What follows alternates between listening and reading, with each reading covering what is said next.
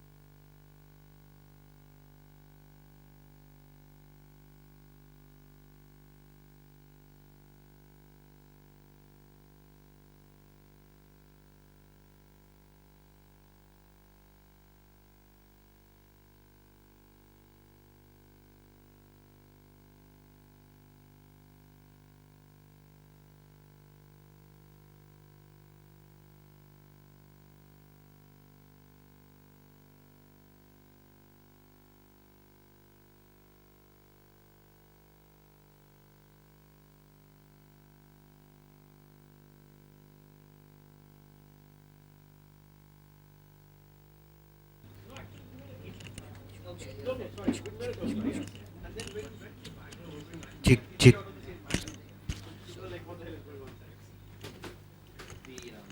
And some of my American colleagues who miss like fresh cranberries, they've never had the idea of maybe hydrating them or rehydrating the dried Right. ones. Yeah, that's what I'm doing. And so that was a great innovation and a great idea. They actually did that, and they're doing that for some of their Thanksgiving dinners now. To hydrate it. But Yeah. sorry. Yeah. इसको बंद रखे 2 minute फिर.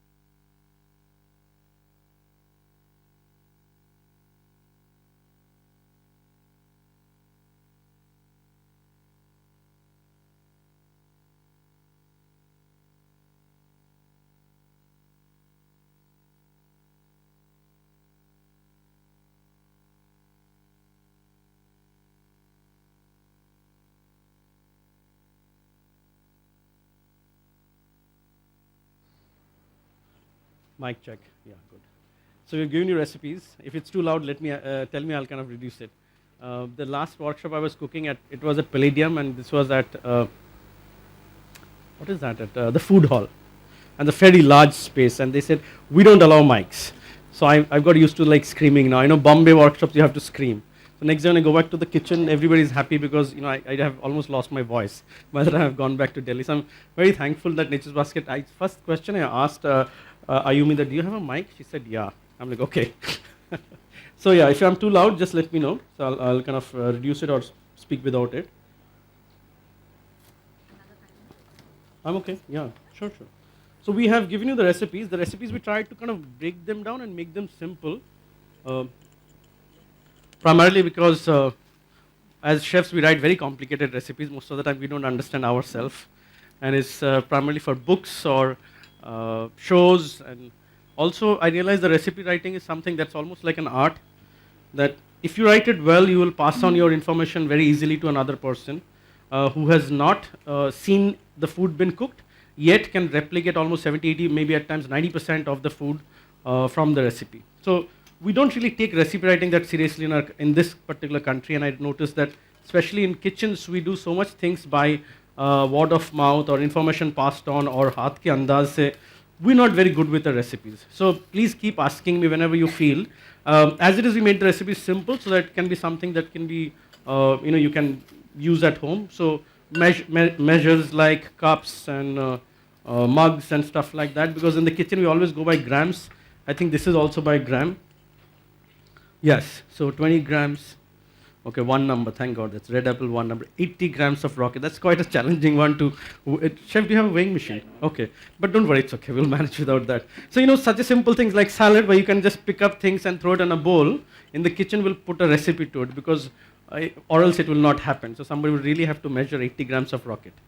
And yeah, so that gets very complex. But in an industry format, you don't really have a choice. You have to do it because we work with so many young chefs all the time, and everybody has different, and it's the same story of the chicken, Birbal's chicken. So everybody has a different hand size, and hello, and everybody puts things differently, and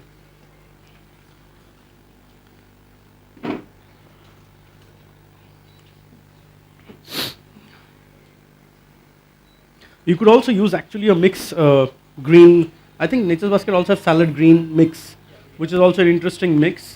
Today we have kind of broadened our horizon from rocket and lettuce, and we've gone to the lal sag, and we've gone to the cress that we are growing in our homes or in our backyard. We've started realizing that baby greens and microgreens are healthier than our regular rockets and regular salad greens. So there's a lot of other things that we've incorporated in our food habits. I must tell you an interesting story. I was at Northeast 2 weeks back for the indigenous Theravada, which is indigenous workshop of tribal people. And I realized that everything and almost anything that grows in nature is edible. So they put us through a workshop of weeds, and I realized that weeds grow almost naturally everywhere, from in your parks to your backyard to under your benches in an open courtyard and anywhere. It's just that to identify them, know them rightly. If at times they are a bit poisonous, they might give you like a stomach upset or something, so you have to be careful while using them. But there's so much abundance of green leafy vegetables in nature, apart from just commercially made lettuce and rocket. That's unbelievable, and it's all available in this country. It's more about knowing them and using them rightly. But of course today we are going to take the shortcut and do it with rocket. Easier. But yeah, if anybody wants to know about weeds, just let me know. Write to me. I can always send you more information about edible weeds. The first question I asked, sorry for this joke, but I'm like, I thought weeds, you smoke them. And the guy looked at me. He said, no, Northeast we also eat them. I'm like, okay, good. So coming from Delhi and Bombay, you always think of weed and you're like, okay, you smoke them. So there's another, thankfully rocket can't be smoked, so we only have to make salads with them. And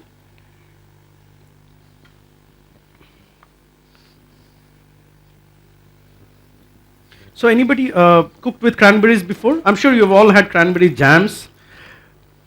Ma'am, I remember you used to bring me that rose jam from Selfridges, right? And those were Yes, and those were the days that we would only get Kisan in this country. And now, of course, we have kind of, thanks to Nature's Basket and all the gourmet stores, we have kind of gone ahead quite a bit. So, yeah, I'm sure you've all had a cranberry jam, but is anybody cooked with cranberries, made salads? Okay. So, like, we're going to make a quick. So, did you use it as a topping, or did you make a salad dressing, or?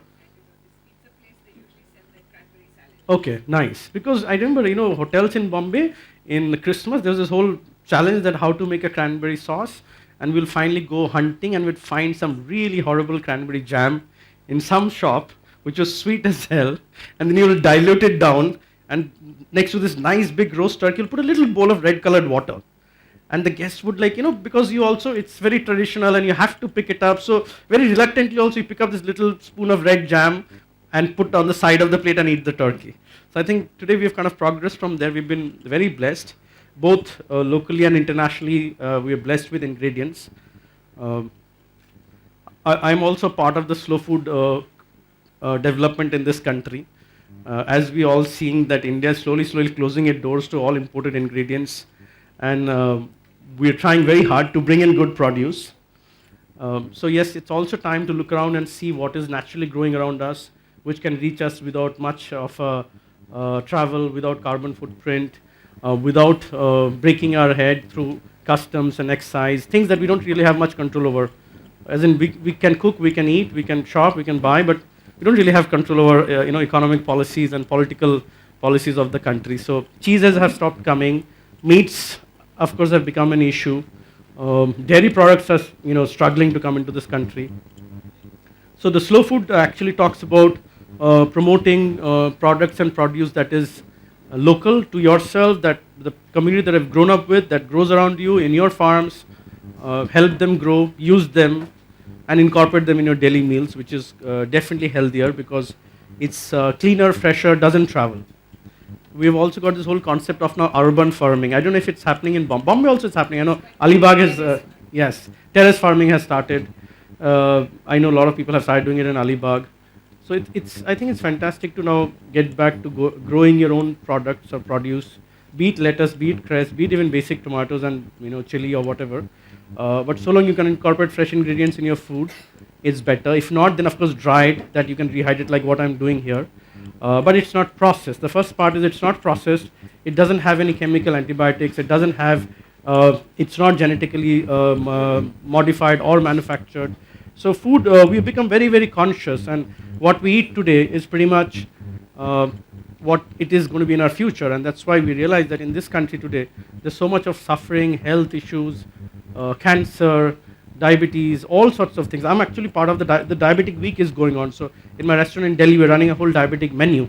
And I know a lot of the restaurants were approached and they're like, no, we don't want to do it. And I'm like, no, I have people who are diabetic in my family and I really understand the cause. So it's not just to be part of it, but you really feel for it. So you want to make a difference. So I think that as a chef, the only thing that we can do is that we can cook and make a difference. So we put a whole diabetic friendly menu.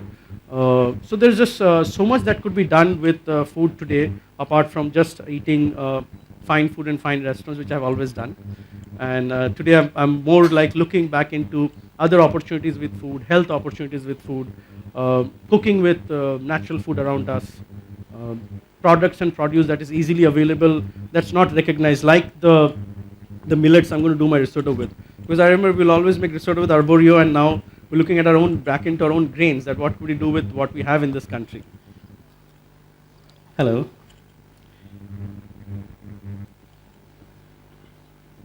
That was the initial lecture, not to make sure you don't get bored and nobody asks any questions to talk. Are you ready to answer your questions now? Answer questions? Yes. If Okay. But Ready to go? Okay, brilliant. So, what is the use of cranberries in your meal in the US? so the customarily, I think, where the cranberries are grown in the U.S., it was kind of a fall winter food, and usually it was maybe something to help preserve or go with meats. But over time, as the food traveled, came a nice snack food or something like that. Traditionally, kind of a jam or a sauce to go with, like you said, a turkey. But now we added in Check, salads check. or in the soup, Check. You have a add some extra flavor. add some extra flavor, a little tartness or a little acidity. So that's one of the things in how the cranberry, I guess, has evolved in the U.S. And even the big use for it now is in the beverage and beverage premixes, Of course. which I guess are slowly evolving here as well as in India. So yes, but okay, tell us, how did the turkey and the cranberries happen? Like, was the turkey went to the cranberries or the cranberries came to the turkeys? And how did that happen? Like, who came up with the combination? I don't know, but I can look it up and try to find out. I guess when the Native Americans, I guess the initial inhabitants of North America were there. They had wild turkey, which was kind of a native bird to the U.S. There, and they had these cranberry bogs Right. up in New England. And again, I think it was maybe used as a food that they would use to. Because it would travel well when dried. Right. And so if they're going out and going into the woods and wilderness, it could travel with them. And then Well, you can't really get tomatoes and Yeah. fresh vegetables. So I'm Makes guessing sense. the cranberries came to the turkey. We got like really kind of in India, the chefs had their for 30 years they had to go hunting cranberry jams because the hotel said turkey with cranberry sauce. Because the books in the hotel school said turkey with cranberry sauce, and you're like, so for the longest time I always thought cranberry came in bottles. Like today, if I ask my daughter, she would say, oh, vegetables grow in the fridge, so it's almost like that. I always thought cranberries came in bottles, and I never thought they were actually berries. Yeah. Till such time, this time, I think Scott had come from the Cranberry Council. Yeah. So yes, it's a beautiful berry, it's a beautiful product. If you have dry cranberries, chef, will you bring a packet of dry cranberries? We'll make everybody try. I've just rehydrated it. I'm going to make a quick salad dressing. You all make salad dressings at home. So yeah, thank you all for coming for this fantastic workshop organized by Nature's Basket and USDA for bringing this fantastic produce. It's the beautiful time of the year. It's Thanksgiving, so we are cooking with cranberries and everything around that. But at the same time, we're cooking with everything that is available in this country that is healthy, that's full of nutrients. Primarily trying to do quick 3 very easy recipes. And please stop me whenever you feel bored, and we'll get through this very, very fast. Actually, there are 4 recipes. If you like to try, and we can pass it around and see how the dehydrated dry cranberries are. Huh. There are seats in the front. If anybody would like to move up, please feel free. You wanted that side? Yeah. The front rows have better chances of sampling later, right? So,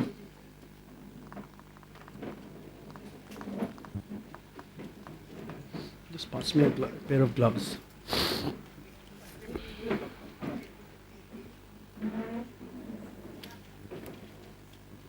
We are also using seeds. Today, seeds are a very, very big part of our diet, and we have all realized that a lot of the nutrients are hidden in seeds. So, we are going to use seeds. So, I'm using pumpkin seeds, which is again from the the pumpkin seeds from the shelves here. You can use any other kind of seeds. So, the char magaj is something that we traditionally always use in our food, so you can use that. These are nice and toasted. Has a beautiful salt crust. Hi. We've just started, so I'm quickly rehydrating my cranberries, which is part of the first recipe. I'm going to put it in a mixie and then blitz it with a bit of olive oil. You could use any other oil because all oils are good so long they're clean and fresh, and I don't know which one it is. Oh, there's wine. Interesting. The wine was a part of the recipe, the risotto. Okay, we have to wait for that. Is drinking a big part of Thanksgiving? Yeah. Often in the U.S., most tables will have the main Thanksgiving meal with either maybe an alcoholic wine or non-alcoholic wine for the children or Non-alcoholic wine, that's interesting. grape juice. Oftentimes they'll decorate and adds color to the table. Huh. So wine is a big part of Thanksgiving, right? Because I was looking through recipes and I have also done a few Thanksgiving dinners. So one of the favorite ones is mine is that the chocolate tart which we're going to do after this, and it's got loaded with whiskey. So it's like you're tasting literally. I think it's also because of winter. It gives you warmth in the body and all of that. So if anybody has, if you don't want, you can tell me and I can probably keep a little aside portion without the wine when we are making the risotto. And the same we can do for the chocolate without the whiskey. That will not be much fun, but do we have another induction pan, or this is the only one? Okay, because then we can make 2 batches. Or the for the cream we're using which one? Oh, fantastic! We'll use Allenware. Okay, so we are done with this rehydrating. If you can see, I don't know if you can see it.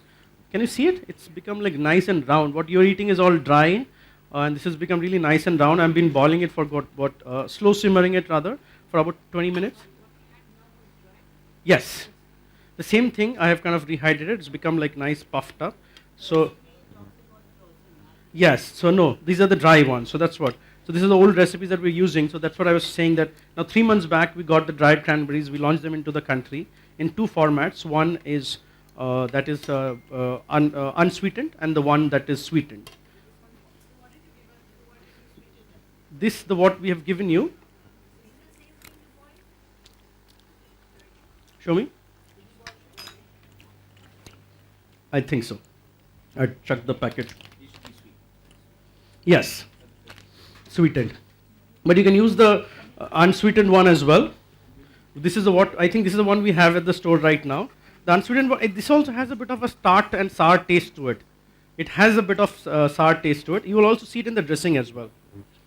Okay, so we're ready with this. It's also a nice snack. You can keep munching on it. I'm told it's a nice snack without the sugar part of it, of course. So I think we'll grind it a bit first, and then can you see it? It's just nicely puffed up. Can everybody see it? You can see it just like that, right? Without the camera. It's all like nice raisin kind of a thing. So it's like dried raisin. You've rehydrated them. If you fry them also, we make this whole Iranian berry pulao. So at Soda Bottle, whenever we didn't find the Iranian berries, we substitute them with these. We fried them and put them on top. They gave great results. Of course, they were not. Yeah, you must try it. Yes. You fry it and put it. Use the sour one. Fried and put it, or any kind of Iranian pulao that you're making, you can use these as a topping for your rice. So we did lots of things. We cooked with them. We made a chicken with this. We made, of course, the whole berry pulao thing with this. We did chutneys. Like I said, we made a dhokla with this, and it worked very, very well. And we did 3 workshops. We did one in Delhi, one in Bombay, one in, just blitz it a bit, and one in Bangalore.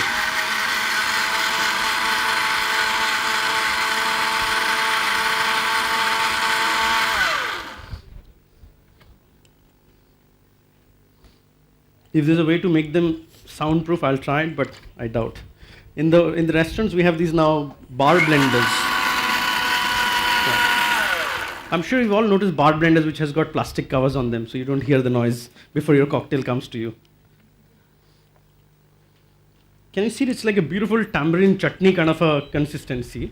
And if I would have cooked it a little more and blitzed it a little more, I don't know if you can see it. Can you see it? It's like a nice thick paste. You can almost make like a tamarind sauce out of this. I will tell you very interestingly, we were at St. Regis or somewhere the places we were cooking, and we actually asked the chefs to distinguish between a tamarind chutney and a cranberry paste. Most people couldn't identify because it's so similar. If you leave them overnight, the color gets slightly darker.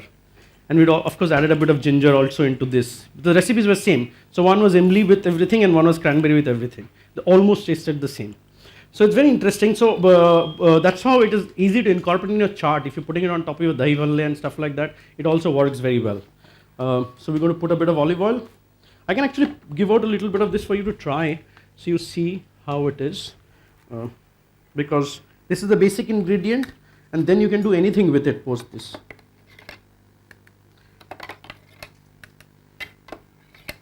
Yeah, so I think that much I can spare. Rest I'll put it in my salad, or maybe more.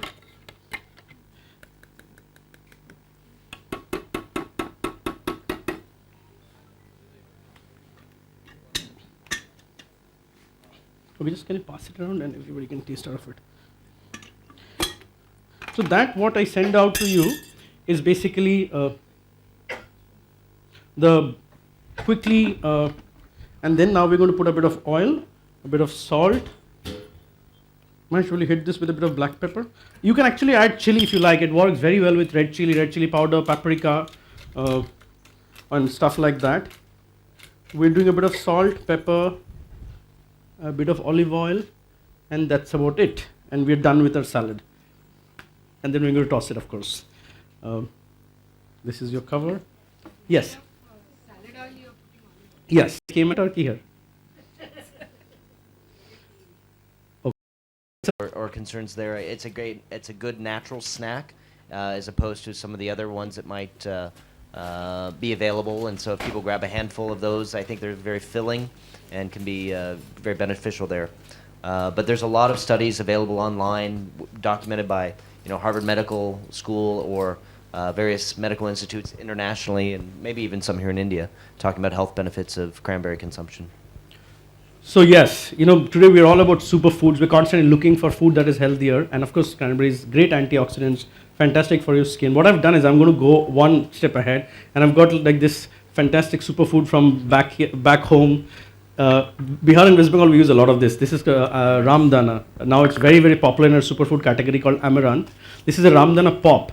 So you can again try this. It's popped up ramdana. I don't know if anybody has had ramdana laddu. That's Bihar, UP, West Bengal, everywhere you get ramdana laddu. Just pick it up with your hand. It's like popcorn kind of a thing, very light. So we make a chocolate laddu. We make a ramdana on our salads. We use this as making a brittle, like how you make a brittle with caramel. So almost anything and everything. It's like puffed bhel, but just puffed amaranth. It's just that the magnitude of the health benefits is into 100. So of course it's interesting to read up what all amaranth does for you and how easily it is available. It's always been in our diet. Now also the idea of doing this Thanksgiving meal here is I'm trying to also stress on the fact that we always had these in our. This cranberry is again some learning that he rightly mentioned is from the Native Americans. So most of the food learning has come to us from our ancestors, from our forefathers, from our grandparents. We've almost forgotten it, and there's no reason to add things that is not a part of our regular diet. Ramdana has always been a part of our diet all over this north, especially up north and east, and we have completely now forgotten. Where's it available? Yes, Ramdana laddu, Ramdana chikki, Bihar, UP, West Bengal. These are the three largest producers. Yeah, Bombay, you get laddu and chikkis of Ramdana, of course. See, like this, you'll get it in a fancy store, like where we are. Sorry? Ma'am, I would not know, but I know we call it Ramdana, and the English name for it is called amaranth puff. So this is the bag. Have a look at it. I'll just pass it around. Yes, yeah. All of this is available. See, one-stop shop. Come to Godrej Basket, you get health. So everything. So we've incorporated the best superfood from the US, which is cranberries, with our locally grown Ramdana to make this salad. We'll put out the bowls, and I'll just quickly toss the salad in it. So just put them in bowls. We'll put dressings. Tray mein laga do aap ek. Just take a tray. Just see how many bowls we need to send out. We'll put, and of course seeds. So tart. See, there you go. It's got that whole punch. It's also great digestives and all of that. So we have also made those little imli golis and stuff with the cranberry. So almost anything it kind of fits in.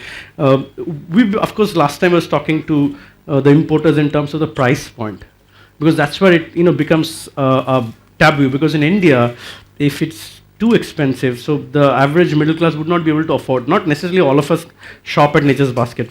All of us who are blessed and we can afford, yes we will, but the later part of the country would not be able to reach. It's also a great gifting product. So we've been talking about why not make it into Diwali hamper where you put other dry fruits and stuff. So yeah, lots of opportunities are there with cranberries. Okay, so we're done with our first recipe. Chef, will you just put out, I put it directly, then I'll put a bit of dressing, and then we'll put the nuts and amaranth, and we're ready to go. Everybody tried amaranth pops? No, wait for 20 cups. Okay. No, I'm keeping the turkey separate. No, I'm keeping the turkey separate. It's only for me. And the whiskey bottle. Both I've kept separate. The whiskey bottle is under the table. The turkey is above, though. So, chef actually quietly brought it over. He said, "Do you want me to pour it in a plastic bottle?" I said, "No. Why would you do that?" Like, he called me last night. He said, "Can I get a bourbon whiskey?" I said, "Get a JD, or one of the better ones." What did we find finally? Jim Beam. See, there you go. Not bad. We're respecting the tradition. Thank you. There's no need to add the juice, cranberry juice. Okay, so What is the Indian name for rocket? Mizuna is, I think, French and Japanese. Rocket is English. I'll tell you. I'll remember and tell you. I know. Okay, so your question, ma'am, was to add the juice. Okay, so what happened was this was the old recipes that have come to you. Now, 3 months back, we launched the dried cranberries from the US. Earlier, we only got them frozen and we only had juices. So that's how the juice came. So if you notice, I didn't use it at all. And I prefer not to use it now because I have the right product with me now. So I can actually create a lovely salad dressing without using any artificial. Please understand, this is highly processed. We didn't have a choice, so we used to use it. This is highly processed, loaded with sugar, and anything in a packet like this, you know it is highly processed. So we're avoiding it now, and we're just doing the dressing with the berries and the olive oil. So in the healthiest form possible right now it is. Just make 2 trays of this, and we will send you out a bit of sampling. Where is my puffed? Is just the rocket also arugula? Yes, arugula. We're still trying to figure out the Hindi name for it. Whenever you get it, let me know quietly.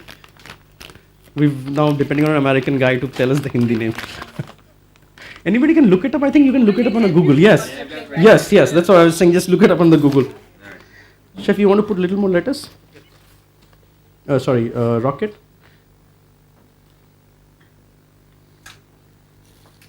this is your recipe. The rest, which one? Yeah, this you can call mine.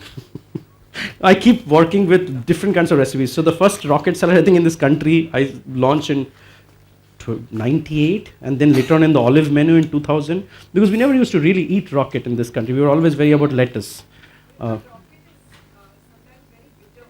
It is. So it always works with a sweeter dressing. So if you notice, we generally do rocket with a caramelized walnut or a honey kind of a based dressing or a jaggery based dressing, and that's why it works very well with cranberry, because it has that sweet tartness that because a lot of the times lettuce salad you would not really want it with a sweetish kind of a dressing. You would want like a mustard or a chili vinaigrette or one of those kind of variant. Has everybody tasted the dressing? Any comments so far on the dressing? Anybody? Like, hate it a lot? Any of those?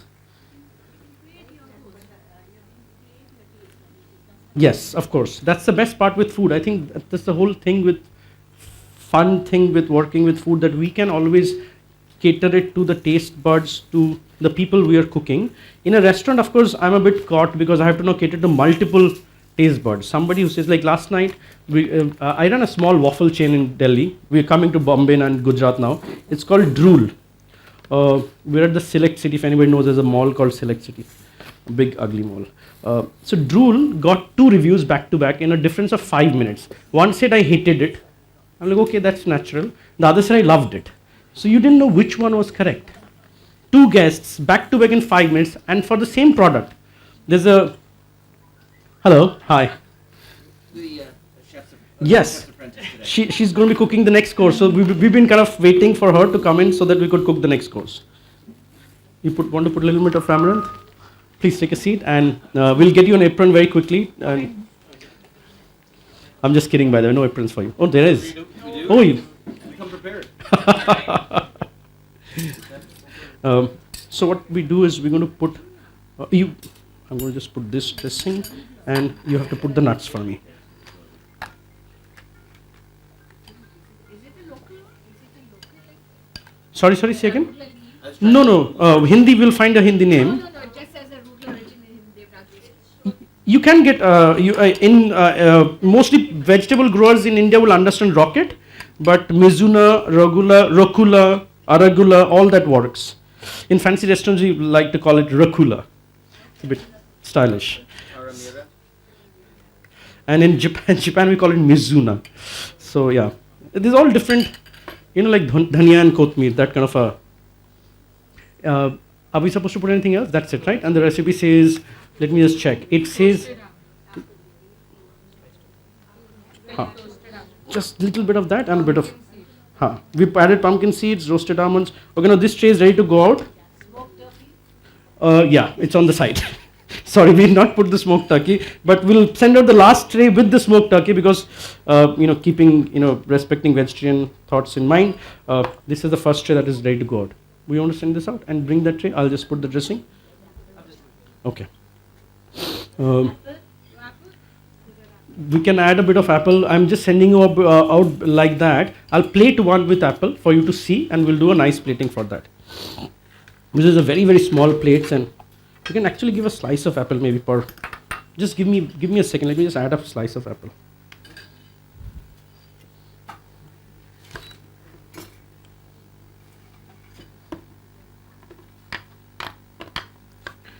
Chef, just hang on there. Just put one slice in every. Just take it up.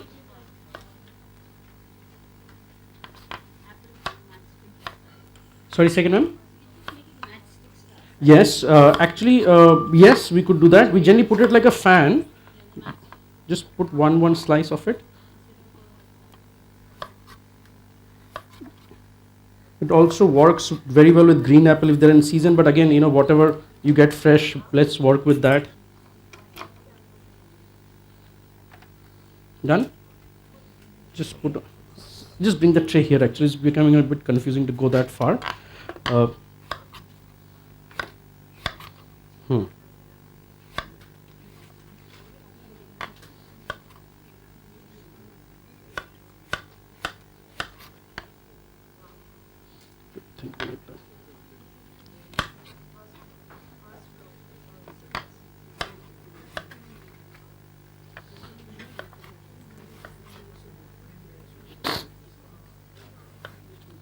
Okay. We have to put the almonds in this as well. Almonds put? Not yet.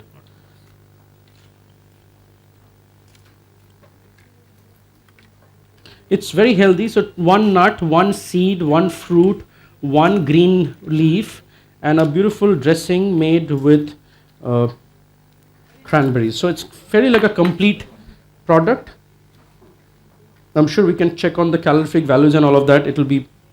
I always believed, I used to follow this late legendary Charlie Trotter very regularly, and he would always say that if you're using fresh ingredients, you don't really need to check calories. It will balance and even out because you're putting everything that is fresh and not processed. The moment you're bringing in processed food which has got antibiotics or are genetically modified or are highly stabilizers in them is when you have to start looking at the calorific value. Anything that is made and done natural, so that was great for me. 20 years back when I first met him and I was training under him, and I said, damn, I never have to worry about calories ever in my life. I'm sorted. And especially coming from him, you couldn't say no. If Chef Charlie Trotter says it's done. I think we need to make another batch. Oh, yes. No, as of now, we are not. And I think in a way it's good because, the moment you make them ready, you'll have to put preservatives again. So again, that goes to that whole thing of, okay, let's make a batch with the turkey. Can we get out one tray? Let's do one batch with the turkey. And we have a bit of dressing left, right? It is superb. You like it? Thank you. I'm very, very, very kind of you. So we get an approval. We got an approval. Thank you. All the vegetarians have got, because I'm going to now cut the turkey and. Nice. I'll put a plug in as well that not always, but many times the apples, the Washington apple or the California almond are very good with this. Yes. So yeah, we're actually cooking back at Nature's Basket in Delhi, and we're using the Washington apples, and it's beautiful, as you can see, great produce again. Should I do the everybody who's got the vegetarian sampling? I'll put turkey now. The best part is the ramdana is pacifying different breeds. The tartness, yes. It's a nice puff, so it kind of gives you a nice mouth feel. It feels like almost like having a lighter version of a popcorn in your mouth. So it's an amazing produce, and you can keep eating it because if you read the bag, it will say almost zero cholesterol, gluten free, low calorie. Like what more do you want in today's day and age? Everything that we put in our mouth, we're constantly thinking how much calorie. And here it's like a full bag which says no cholesterol and no calorie. Maybe not true, but no, I think it is true. Yes, so we can talk about superfoods a lot. Chef, another batch, we do one with just the turkey.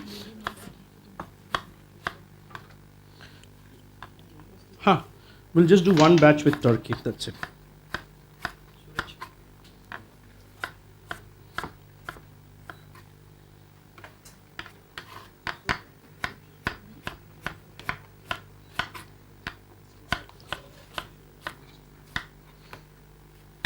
What is Nature's Basket getting its turkey from? Anybody knows? Roast turkey? We'll find out. We get it from USA and then we get it locally also. So the local butterball from Pune is very good. ABC Farms have been growing them for a while. Do we have more of the roasted almonds? Or we can just use the pumpkin seeds. Or toss this into a bin.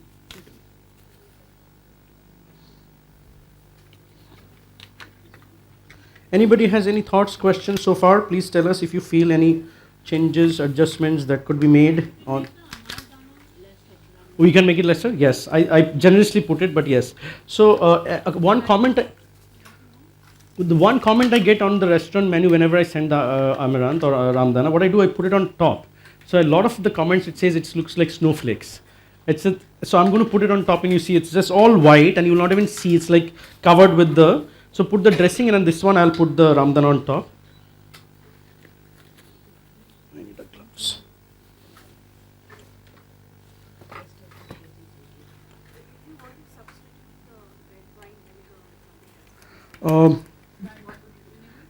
We could see synthetic vinegar is something that I hate, absolutely hate. Lime juice, the easiest would be lemon juice or lime, fresh lime. If it's, you can even use any other citrus juices. Yes, you can use a cider, you can use white wine, you can just avoid synthetic vinegar because synthetic is synthetic, so why to have synthetic vinegar? Now that we know it's not that great. Just put the apples on all the plates. This is the last batch going out, you can put extra. Everybody gets extra slice of apple on the last batch. Thank you. So, we're going to put the turkey. Let's try and see how it is. Nice.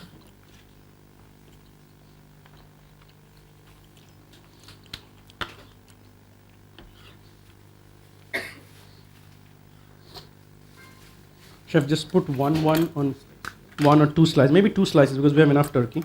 So,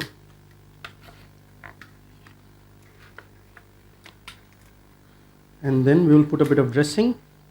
Then finally we'll put Ramdan on top. There you go. Put the rocket, put the turkey, put the dressing.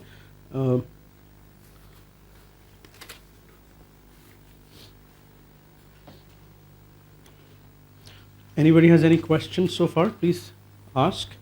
The next one is a very complicated recipe. So we're going to take you like a whole briefing, and then we're going to talk about it for a while. And I actually did the whole bit before you came in. So prepared the grounds that it's going to take a while, and everybody's going to be waiting for it because it's ancient grains, So where's the box? I don't know where it went, but yeah, one of these we are using. This it says ancient grains, so it's already intimidating.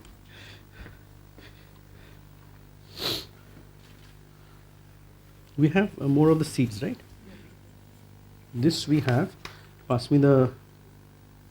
Put extra turkey, extra apple. Let's finish it off, huh? And we're going to put this last on the top. So everybody got enough crunch with the seeds and the.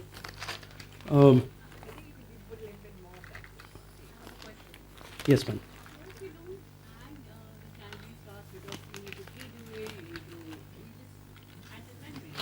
You can, yeah. We've always done that. So that's what I'm saying. One part of the thing is just what we were discussing, that you can snack on them as like munch on them from the bag. You can put them on top as you toss your salad. Yes, so that's something that's very possible. We're just trying to show you one step ahead of how to kind of cook. What are the other ways apart from just making a cranberry sauce in Christmas? What are the other ways you could do it?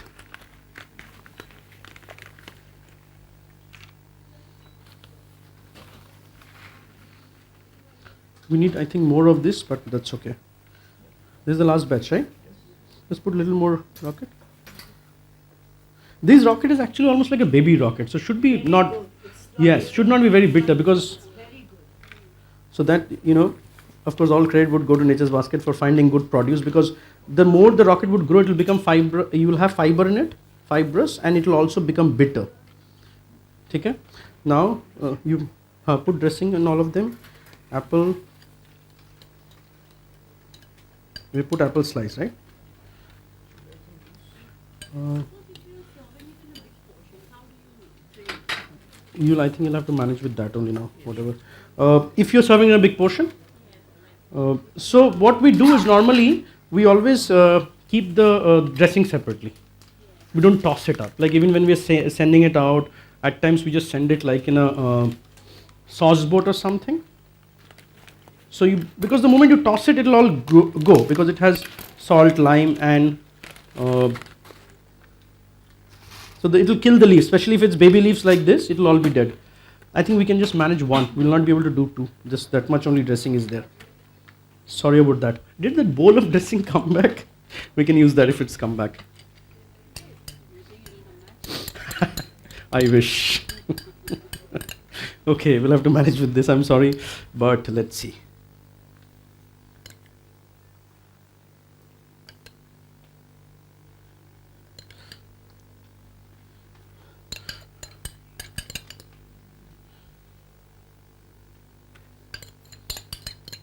You'll only be able to make that many now. We'll splash a bit of. Okay, so we have nothing left to then even make a plating. But I hope everybody's got a tasting, because plating is not that difficult. It has less dressing, so I'm giving it a dash of olive oil. So, and the turkey will nicely liven up. As these three has no dressing, so you take it out. Just send this out. Okay, brilliant. So that's the first recipe. We will quickly clean up and get the kitchen ready for you.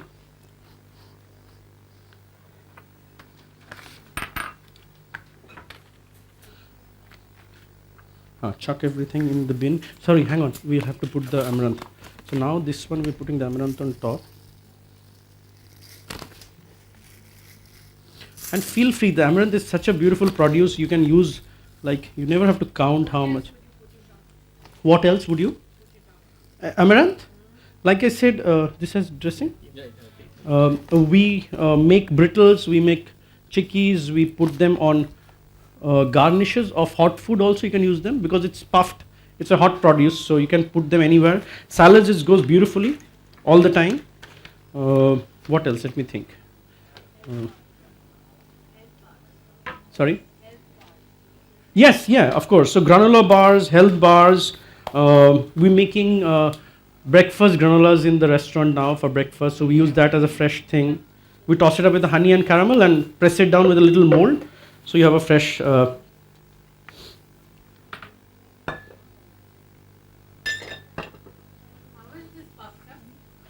Like how you same way like bhel. So hot. What do you call? What we do is you soak it. In bhel we add at times a bit of dash of turmeric. So basically rice, paddy puffed is called. I don't know what you call it in Hindi. We call it khoi, and then the bhel is the rice when you puff it. With the husk is different, without the husk is different. This is without the husk, and exactly the same way you'll puff your corn, olden days, on hot sand or on hot tawa. It puffs up in hot tawa also. You can actually try it at home. You can just exactly go the same way how you'll treat your bhel and buy just amaranth and pop it in your house. But of course, you have all the time when you want to do that. But it's great fun if you see them popping on a pan. And The popped one is much tastier than the other one. so, Unfortunately, the other one I don't know what to do. so that's what you got, the one which is not popped. Yeah. That's a lot of work. So before you get into it, you might as well buy yourself another packet of popped one. Keep eating it while you're doing the other one because it'll take you a while. And now that all these people are doing it I got from Delhi, this is Fab India, and the one that packet that is there is somebody else's. Why not just use it? Or just buy a laddu, Ramdana chikki or Ramdana laddu. I eat a lot of that. I think it comes in winter. In Delhi, we get them in thelas. All over UP, Bihar, we get them in thelas. So with the chikki, you get the Ramdana laddu. Okay, fantastic. So next recipe, we'll clean up this section a bit. I think all this can go. Sorry. Like I was saying, in Delhi, we are so blessed with space. You never imagine that this can get this tight. Though I'm like essentially a Bombay boy and grown up here and suddenly spoiled now and going in Delhi. You have like 5 car parkings for yourself. So everybody's like, we need to buy more cars because, how do you fill the car park? Because every house has got 5 cars. But it's changed these days. Even in Delhi, there's a fight every night. And there's abuse happens from neighbors' houses, which is a recent thing. 2010 onwards, with new cars, bigger cars, I'm seeing all that happening. I remember my first boss in Bombay, Mr. Rawadi, would park his car. He would, he's of course a sweet Parsi gentleman and lived in one of the Parsi colonies in town. And he would park his car like at least half a kilometer away from the Parsi colony every night. And then morning would have to go back looking where he parked it. So when I moved to Delhi first, I think in 2005, I'm like, this is not bad. At least the car parking is there. Of course, things change with time, and now we are also struggling. Okay. So the next recipe is a very, very simple recipe. I'll just quickly read it out, and then we'll talk 2 minutes on the ancient grains. And you take your time, no rush. No, it's... Okay, no, take your time, no rush, because I have to still read out the recipe. So it's basically a mix of ancient grains. So we've, in the recipe I've mentioned millet and jawar.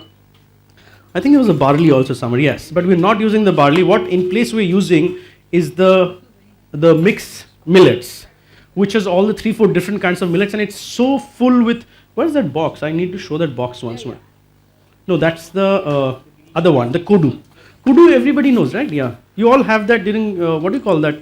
Kya bolte hai? During fasting. No, kudu is, I don't know. But anyway, so a lot of this is getting used. I know that people use them while they're fasting, and because they are starch-free kind of product. This is the one we're using today. So it has a mix of millets. Millets grows up in the hills. There's why is it called ancient? Because it was the oldest grain that was growing in India and Nepal, in the Himalayan belt and the Tarai, much before actually paddy happened. Like quinoa is growing in the Andes, and the Incas kind of colonized it and started it as a farming grain. Similarly, we've been growing, please join us. Maybe make a quick introduction. Yes, come. So then we'll chat again. So again, I'd like to thank everybody for coming today to Nature's Basket to learn and be here with Chef Sabi as he walks through these menus for all of us here today. So again, Chef, thank you very much for your help and your support of this food promotion here at Nature's Basket. We have with us as well one of my bosses here at the U.S. Consulate in Mumbai, the Deputy Principal Officer for U.S. Consulate General Mumbai, Deanna Abdeen, who is a very experienced chef, having raised several, 5? Attempting to raise. Attempting to raise 5 young men, and she's with the U.S. State Department here. I'm with the U.S. Department of Agriculture, and our job is to help promote U.S. food and agricultural products. And we've got great partners here with Nature's Basket, with the State Department, and with Chef, who's got great versatile expertise and ways of adapting and being creative with the ingredients. Both local ingredients and ones that you can find here in the market, as well as imported products. And so I think we've got a great team here together today. And again, thank you very much for coming out today to support this promotion and learn. So again, Ms. Abdeen, thank you for your support for this promotion. Chef, thank you for yours, and you too here at Nature's Basket. Thank you. Thank you. Please. I'm excited to be here, so thank you. No, so I was asking. I said, so generally what we do is we always ask people to come and volunteer to cook, and then they mentioned that you're coming. I said, I'm sorted, because every time what happens is if there's something goes wrong, then it's a chef, and then if there's a volunteer, then you're like you can quietly pass it on, saying but normally nobody ever complains. I'm good at that. Yes, please. So it's a very quick, simple risotto recipe. As obviously, you must have made risottos with arborio or fat grain rice. Here we're using the mixed millet, which we have just soaked. It says you can soak it for a while or you can cook it. So again, it's the ancient grains. I was just talking about it. Like we launched quinoa from Latin America and became very, very popular. I think the first people to have quinoa on the shelves were Nature's Basket, and then everybody started eating quinoa. So this is something very similar. We grow it in the hills in India, and it's millet, and we have a mix of millets in this. It's by this guys, and then what they do is they process it to an extent where it is not chemically processed, but yet it's easy to cook. So it cooks very fast, because with most of the ancient grains, the problem is we don't know how to cook, how long to cook, because rice by default we have learned. We all, yes. So just couple of attempts and you will be an expert in cooking this. And I'm sure we'll get it right now straight away, because it's not very difficult to cook, and then you'll see how easy it is. So we're going to go the same way you make a risotto. The recipe is there. It's a very, very simple recipe. So heat oil, saute onion, garlic, thyme, mushrooms. While you saute the other things, I'm going to probably quickly slice off the mushrooms. You can use any other mushroom, if there's exciting mushrooms that you can find in your neighborhood, or if you're living in the hills, you can grow something. Dry mushrooms if you have. Here we are, of course, using button mushrooms, which is, oh, I was wondering, these are dead mushrooms, they've walked away. So we're going to put a bit of mushroom, and then we're going to deglaze the pan with white wine. We've been waiting for the wine bottle to be open for a while now. And then we're going to cook the grains, which is that. And then finally we're going to put pumpkin, add a bit of vegetable stock. Chef, do we have a stock here? Okay, a bit of vegetable stock if required, and then Parmesan cheese. And then pumpkin seeds that we finished, and we'll again use it now. We need another bag of, I think, pumpkin seeds. So very quick, simple recipe. There you go. That's your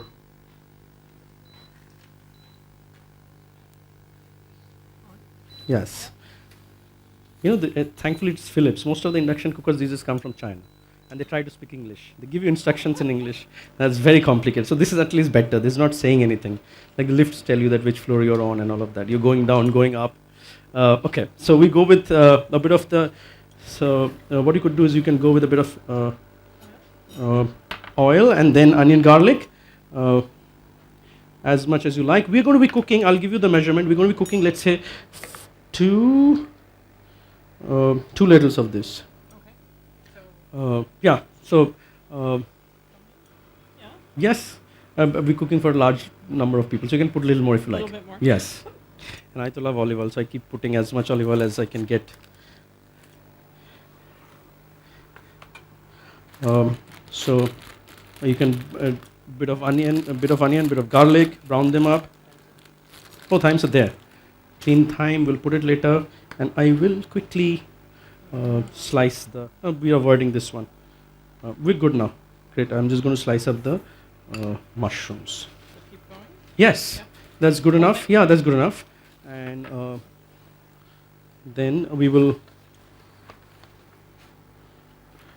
So everybody has eaten a risotto, of course, because Bombay, all our fancy restaurants, we've always been. I remember at Olive, we've always maybe 2 spoons of the garlic. We've always done nice risottos. A lot of the Italian restaurants do nice risottos in Bombay. Now you remember all the risottos, right, that we made with the exotic mushrooms. It's a fantastic vegetarian complete meal. Yeah, you can use. I will give you one of this. Yeah. Yes, of course you can do it. So this one, we probably will make the first batch, and it cooks very fast. So maybe we can make a batch without the mushroom and the white wine, that like I promised. Only the barley sauce, or is it the other grain? No, so I have not used barley.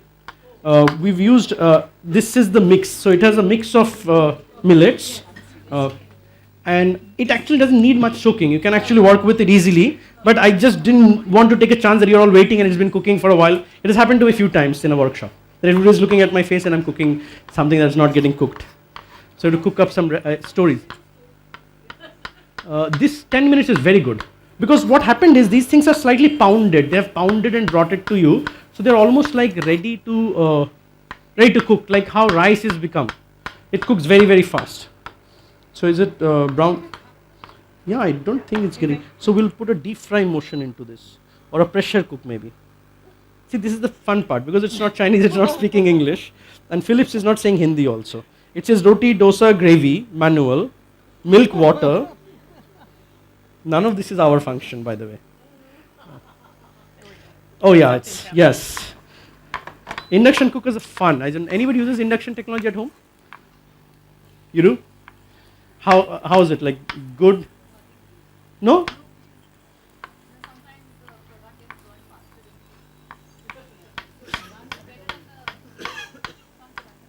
See, what happened is when first induction came into India, which is the early 90s, our chefs had a lot of problem because they used to doing this to everything. And the moment you take it up, it goes off. And the guy's like, I've been chef, I'm trying to cook for a while, but food is not getting cooked. And I'm like, what did you do? He said, I'm tossing it very, very hard.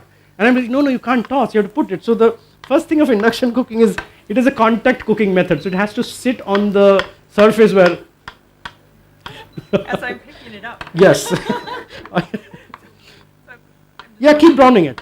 India, we like everything brown. Everything is like really like, what do you call that? Yeah, golden brown. We say golden brown, it's actually black in color. It's, if you see our onions, we put in biryani. Golden brown onions. It's like seriously golden. The gold would have to change color. I'm sure all the ladies in the house would know how gold looks, right? But barring samosa, nothing looks gold in this country. Yes, so the risotto is basically a take of the khichdi, khichda, all of that kind of stuff. I think we can add a little more garlic and onion because we are, just go with a little more. Yes, you're right. It beautifully works for any kind of, okay, so jokes apart, fantastic for recovering patients, anybody who's had an operation or has other health ailments, great nutrients and value that you'll get.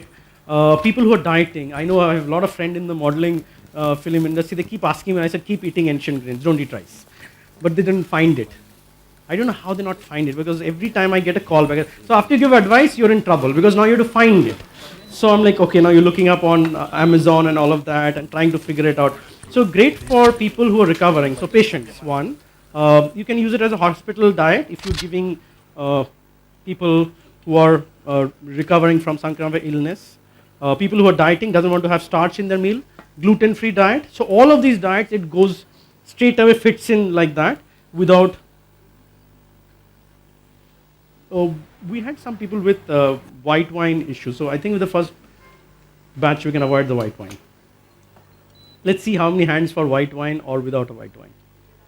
Without? 1, 2, 3. Okay. So everybody says with white wine. Okay, so let's see how it goes. As in, we can make it without white wine. Then you kind of, you can drink the wine on the side and, we can drink the wine on the side and feel how it feels actually. Just a dash of olive oil because we've increased the garlic and onion. We're going to do a bit of cracked pepper. So what is a usual Thanksgiving meal for you at home, back home in the US? Can we have the mic?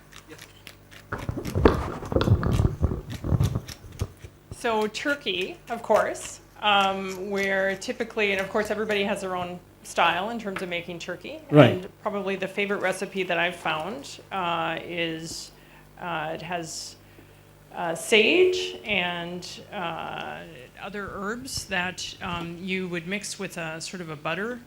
You make into a paste essentially, and then you would go in between the skin and the meat and the turkey and kind of rub use it. Right. Nice. It has a little bit of orange as well, grated orange peel, some garlic, and then stuffed. And I typically use a bread stuffing with chestnuts in. Again, a lot of this similar rosemary, sage, a few Sounds other. delicious. Yeah, and then mashed potatoes, of course. We usually have green beans on the side out of tradition. Cornbread, cranberries. I'm not. I don't have anybody in my family that likes cranberry sauce, so we usually look for other ways to make it. So salads. We had a lot of fun chat on the cranberry sauce before we came in. Or cranberry bread is another thing that we'll do, but normally. Like something like a cornbread? It's like cornbread, but it's actually sweeter. Okay. So Yeah, of course, because using cranberries, so. Cranberries, and then maybe with pecans in it. Yeah, and then a salad typically. Brilliant. Sounds very exciting. It's very, very tempting. I think we can replace the cranberry with chicken, because in India we just can't get over chicken. And turkeys are too big, difficult to find, hard to cook. So yeah, I think could this recipe work with chicken if you do a roast chicken Sure, with that? no, absolutely. Does. And I have done it with Fantastic. chicken, and it works actually quite well. So. Okay, so we've almost got this things browned. We're going to add a bit of thyme into it. Fresh thyme. We're very lucky to have good produce. I hate cooking with dry herbs. Is it the stock? That's the stock. Okay, brilliant. So I'm going to put the mushrooms now. There, you can keep stirring this one. Thank you so much. So we are very blessed to have great produce. That's another thing, because a lot of places you will have, or days that I know that we had issues with getting fresh herbs. So we'll work with dry herbs, which I don't like at all. Of course, I don't know if you can get the aromas, and it's the moment you hit the hot pan with thyme, it's such beautiful aroma. You don't really need anything else, and it's the same thing with all our Indian spices and herbs. It's just that we put too many things in one pot, and we don't tend to or seem to get the aroma out of it because it all gets mixed up and becomes garam masala. If you take the herbs or the spices individually out of the garam masala, they're all beautiful, and somehow we've forgotten to cook with individual ajwain or jeera or dhania. So we've forgotten to cook with individual ingredients. We've always keep mixing. If you go back and try cooking with individual spices, you will find that you have found different recipes and flavors in your own food that you always cook. By default, this masala tray is there, and there are 5 different colored things, and the spoon goes to all of them. And you put like, that's it. So all the recipe has gone for a toss because it's a mix of everything. So I'm going to do what my cooks used to complain that, oh, we've been tossing, but it's not been cooking. I'm like, you have to keep it, isn't it? I represent Mila, which is one of the finest induction technology in the world. And we got this gentleman called Rocky Mohan. Rocky is the guy who owns the company of Mohan Mickens. They do Old Monk. I don't know if anybody enjoys drinking Old Monk. I do a lot. In winters, it really helps. So Rocky came to cook with us. And he makes this mutton that his family recipe tradition, this, that. And he would insist on, can you get me gas? I'm like, no, Rocky, this is like a really nice air-conditioned kitchen, international standard. There is no gas. And he's like, my mutton can't be cooked without gas. I'm like, give it a try. And interestingly, he made his mutton, which of course took a very long time. And by the end of it, I have cooked like 6-course meal for everybody, and people are still waiting for his mutton. But the result came out very well because he was cooking in one of those pans. One interesting thing that he told me that I could have never imagined as a chef, he said that my onions browned evenly. Because what happens with Indian cooking techniques, our cooking is always like that. So things are moving. In a flat induction, Indian food doesn't work because nothing moves. So it browns from one side and doesn't cook from the other side at all. And that's why we will always have a problem cooking Indian food in induction-based technology. Because we make gravies, fries, and stuff like that all has to move. And the motion comes only because our cooking pots are like that, kadais, handis, whatever. Rocky's observation was that evenly browned the onion from all the sides, which is a fantastic thing. Of course, the technology of Miele and Philips is very different, and that you need to it's almost like a Maruti and a Rolls Royce kind of a difference. Of course, you know the difference, so the difference is how much you can shell out to buy a. The Miele oven Miele kitchen starts now at 80 lakh. Most people in Delhi come to the showroom and they're like, "Acha, let's go buy a car," because they will look at the kitchen, they're like, 80 lakh for a kitchen, let's go. And that's a startup price, mind you. Okay, they're like, let's go buy a car. How simple is that? Okay, so we've nicely sweated the mushroom.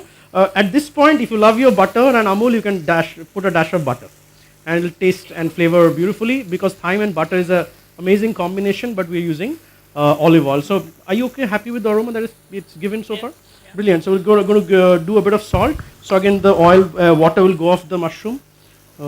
Salt. No, the salt. A bit of there. I think it's here. Ideally, I would like to use a bit of coarse salt. In Gujarat, we get a lot. It comes from Puri. If you have the option of using good quality sea salt, use sea salt. Iodized salt is something, since it's here, I'm using it, but avoidable.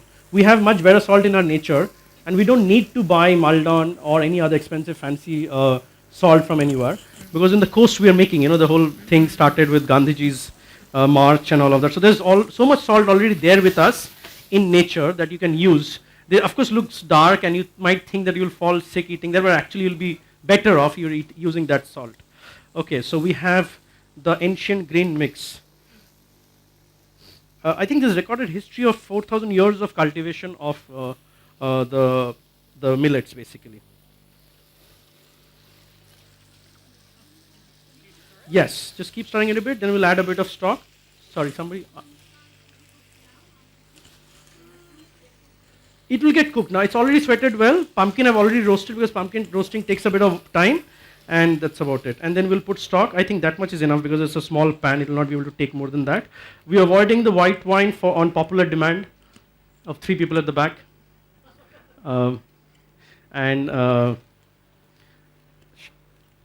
Mahesh, do you have a lid for this by any chance? Yeah, so now we'll probably just check on the salt once, and then finally we'll put the. Actually, I'm in so much love with the thyme. I almost put the whole, the stem. Here, I'm very happy to have this been plucked and all of that. And a lot of the times in my restaurant, I get a complaint. The guys like, they stick in the food. I'm like, no, there was a pumpkin. Is in thyme. So my risottos always have this long thyme stick. And after the small leaves have gone up, what you have is like a long stick. And you get a lot of complaint. Oh, there's. Do you cut it sometimes, right? I'm very lazy. Yeah. I'm like the laziest chef pretty much. And after 14, 16 hours in the kitchen, you're peeling, because you're also cooking for a large number of people, so you kind of constantly tend to, and then I'm also trying to capture the best flavors. Like coriander, we use the leaf. We use the leaf and we throw the stem, but the most flavor of the coriander is in the stem. And now that we've discovered it, I make a green chutney which has no pudina and no dahi. So our coriander chutney in a restaurant, I did it at soda bottle in my current restaurant in Delhi, which is called Lavash. It's the same chutney, and we just don't put nothing, because in India the chutney is always diluted with dahi, it means yogurt, a bit of water, and you also use mint. So just dhania, kothmeer. You get a lot of it in Dadar all the time, and fresh in the morning. Pick it up, make your chutney. Chef, we're ready to go with the stock, and then we'll taste the salt. Is that the veg stock? Of course, I'm sure it is some kind of a ready stock. We'll check on the salt at some point. Does it have salt? No? It has tremendous amount of salt. See, there you go. Last minute fine changes of the recipe. Okay, now we'll see if how salty it has become.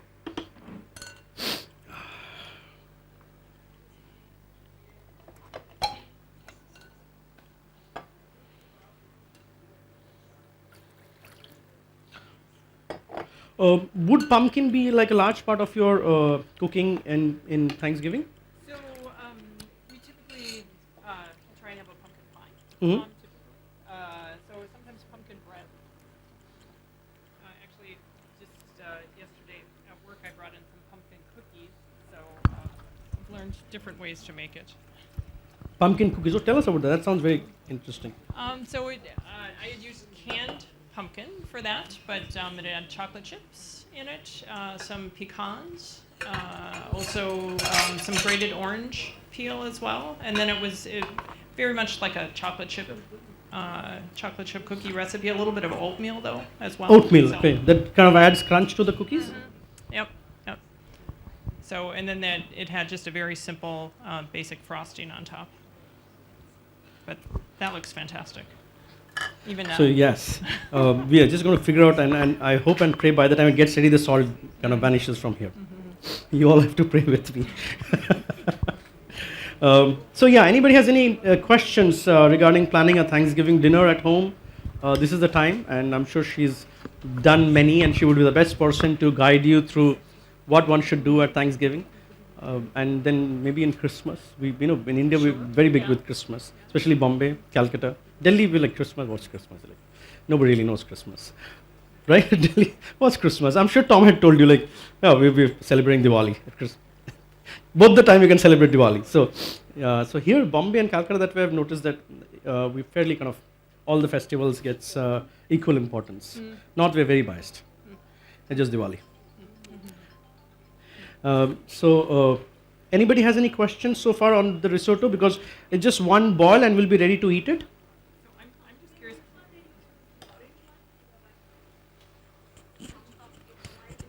Yes, I always love the smaller orange ones if you can get them, or even the larger ones. But so long it's orange means it is slightly more ripened.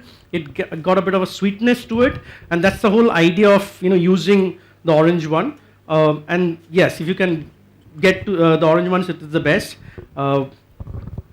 These was not exactly to my best liking. I would have preferred them to be more reddish or orange. Was that sauteed at all? Yes, so this is roasted, roast pumpkin. Anybody knows how to roast pumpkin? How? No? Okay, yeah, that's a simple recipe, good one. Yes, you can do a bit of salt. Yes, but primarily chop it up with the skin on if you like, because it still kind of holds the shape, or else it gets very, very mashy. Little bit of rosemary if you like more flavors into it. Whole pepper, of course, olive oil, dash of salt. Salt is must because it will draw the water out and make the pumpkin nice and caramelize. Sweet pumpkin is always the best option. No, do with the skin, and then of course take the skin off, as in do the skin off, because it'll all mash up in a tray if you take the skin off. If it's very hard, give it a blanch and then put it in a tray. Both works. Right now we are in the whole. I'm trying to deviate everybody's attention because there's so much salt in the recipe. I'm trying to figure out how to kind of talk about everything else. Yes, that's what I'm going to taste it once, and I'm going to take the water out, stock out. Oh, not bad. Not bad. It's getting there. I think somebody's praying hard. Vegetable stock. No, this is not this. I need a bigger one. So vegetable stock. Stock is a big challenge in our life. We're constantly buying stock. It's better to avoid to buy stock like this one, because if you make stock at home, it will be much more flavorful. More importantly, it would not have extra sodium and salt, because today we're all very careful about how much salt we want to add on our food. So a nice vegetable stock, or a nice chicken stock, or a nice mushroom stock. Even mushrooms, when you sweat them, and you can get a nice mushroom stock. The one company I know makes very good stock. I don't know if it is available at Nature's Basket. Do you guys have custom culinary? Okay, so custom culinary, anything that is made by Knorr is avoidable. Not that I have anything against them, but I know they use extra sodium, and they also have MSG, Ajinomoto, in the stock. So it gives you flavor, but avoidable for food. It's not something definitely you want to put in your body or inside your body. If you make vegetable stock at home, definitely better. The option that I like and I use is custom culinary, but I don't know if they are available. You get it everywhere, but it's not. They're not available in retail. Generally, they make bigger bulks, and they actually roast. They made, as in I've helped them set it up. It's by Griffith in the US. So they actually roast vegetables to extract the stock. So if you want a flavor, they will roast mushroom and get the flavor. They will not put MSG, because mushroom has umami or MSG in it. So if you roast mushroom, you can get it out, but that's a very, very long process. So easiest one is to use commercial MSG. So it's avoidable to use commercial stock, and very avoidable actually. Though for the longest time, we always thought it was like what we call tasting powder, something like you put 1 cube and it starts tasting nice because it's got extra salt and MSG.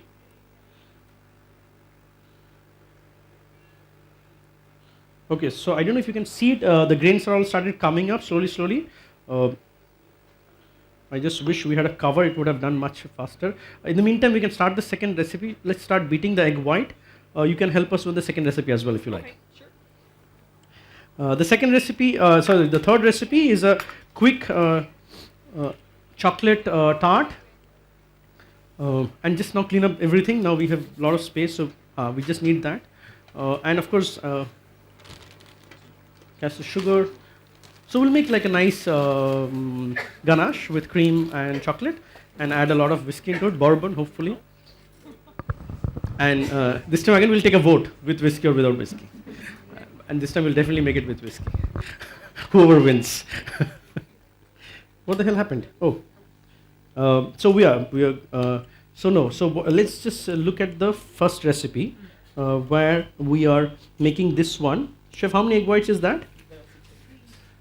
So we've given you recipe of I think 3 egg whites, which is the one portion that 3 egg whites makes 2, 3, 4. I'll show you the size of the tart molds that I've got. No, so I'm going to use the larger ones. Should I just check if there is on my bag, there is some, no, this is a problem.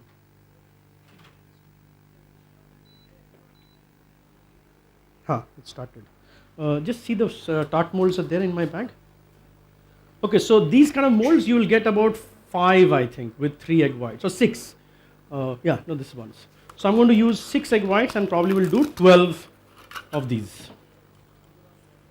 This is what, 3-inch sizes? About 3 inches. I'm going to use a quick non-stick spray to make our life easy. Of course, you can butter them and do all of that. In that bag, there will be a non-stick spray, and I will need some flour. And we can clean up this section now. We can take this onions and garlic and everything out of this section.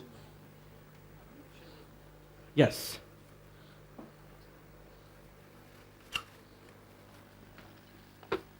So this whole thing can go off. Just the Parmesan cheese is all that we need. Ma'am, would you give me a taste and tell me how salty it is or if it's all right? It's a bit hot.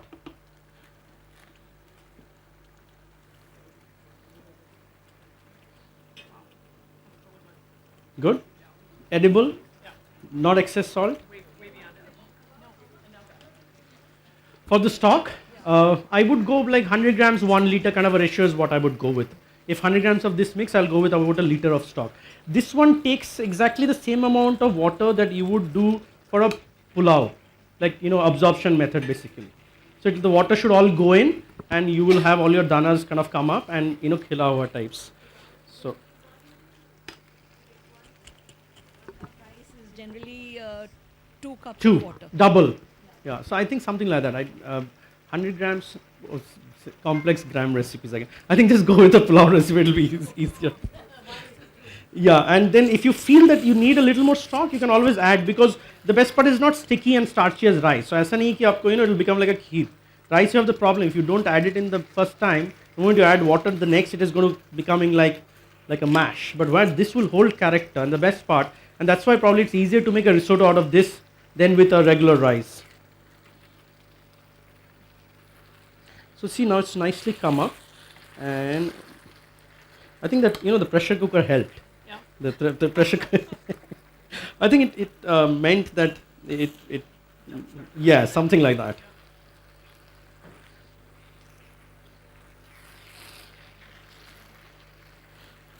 But normally, what happens with induction? The best thing is you can have them outside your house. I mean, in a live kitchen, and while you're like we're doing here, you can cook with friends and family, and while you're chatting, you can also cook. It's a fun activity. So that way induction is fine, and you can carry them anywhere. Put a plug, and you're. The one induction cooker, I remember yesterday I was making mulled wine in my bar, and of course we don't have gas in the bar, so there's an induction plate, and that keeps saying put the pan on the cooker. Every time you take the pan off, it has an auto something. It says put the pan on the cooker, and all of the guests would turn and like, the chef needs instruction to make mulled wine because the cooker is saying put the pan on the cooker. So it just goes off and it says put the pan on the cooker. So the Philips that way thing is understood.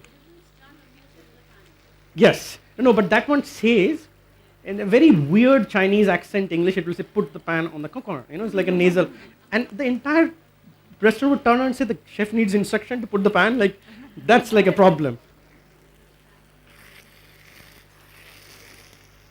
Like the chef should at least know the pan should be put on the cooker. That's the least that you can expect from the chef. Okay, so now you have to give me a taste and tell me if the grains are cooked nicely, do they have a bite, and we'll put a bit of cheese and send it out. It's very hot, of course, so.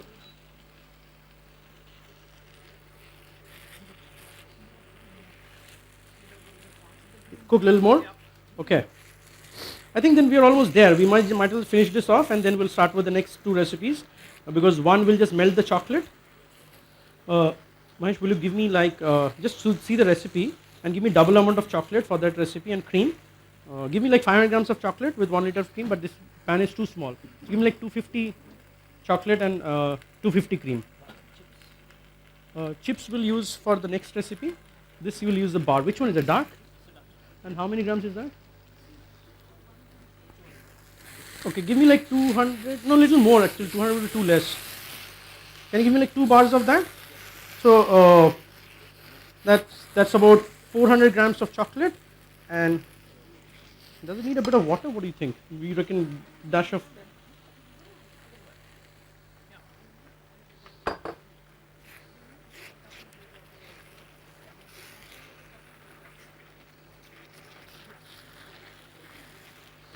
So you could also add mashed pumpkin if you want a nice orange color to this dish. You can roast your pumpkin, mash it up like a puree, and add it to this. So try your own variants. I have always believed the recipes are like a map, and there are 5 ways to go to that particular destination. So I'm just giving you one. You use the one that you like, so long the result is what makes you happy, or your diners happy, or your guests happy.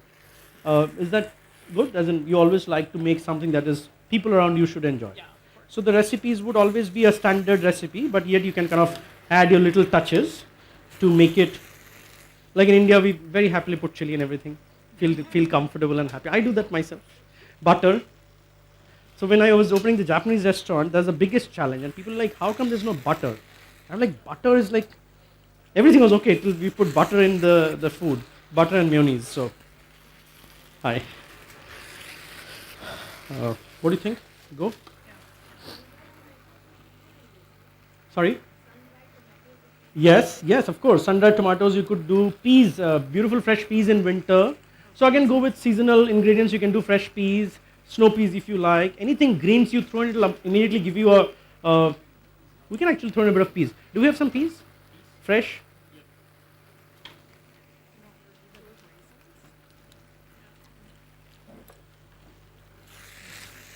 Okay, I'm going to leave a little bit of bite. I don't want to make it mashed up.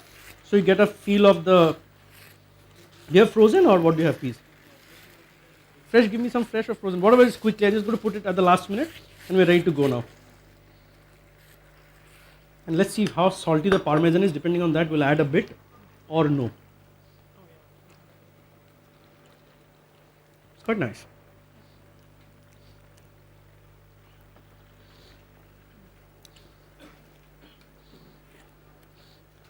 Okay, so that was a great idea, whoever mentioned peas. If you want to go the Christmas and the Thanksgiving route, then raisins. You can again put cranberries if you like. It'll make it sweet. You can, what else? Yeah, so that's about it. Raisins, cranberries, peas. We have the nuts on top as garnish. Yes, sorry, pumpkin seeds on top as garnish. Sorted nuts or pumpkin seeds.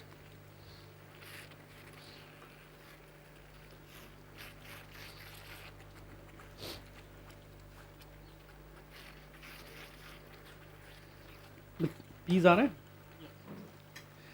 I remember my, at home, I remember sitting with my grandmom and peeling peas, and then when I went to Australia, I suddenly saw people peeling peas in the kitchen. In between, I didn't see any peas. It was always suffle from a frozen supermarket. And I'm in this 3-star restaurant, Chef Tatsuya, one of the finest of the world. And I'm thinking, why would this guy be this mad to actually peel peas? Or unless he's really trying to make my life miserable, because I'm the one who's standing and peeling peas. But then I realized there's so much intensity of the people who have made it bigger in the cooking industry is doing it from scratch, doing it with the right ingredients, doing it from scratch, doing it yourself, so you have control over what you're doing.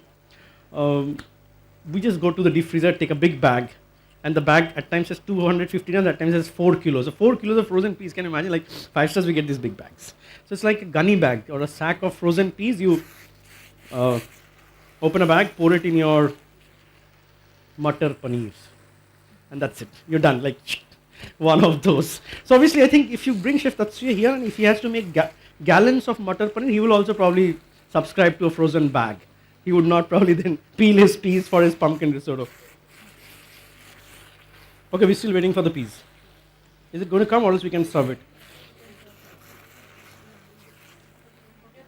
Yes, let's go with without the peas. No, okay, go without the peas. We're going with the parmesan.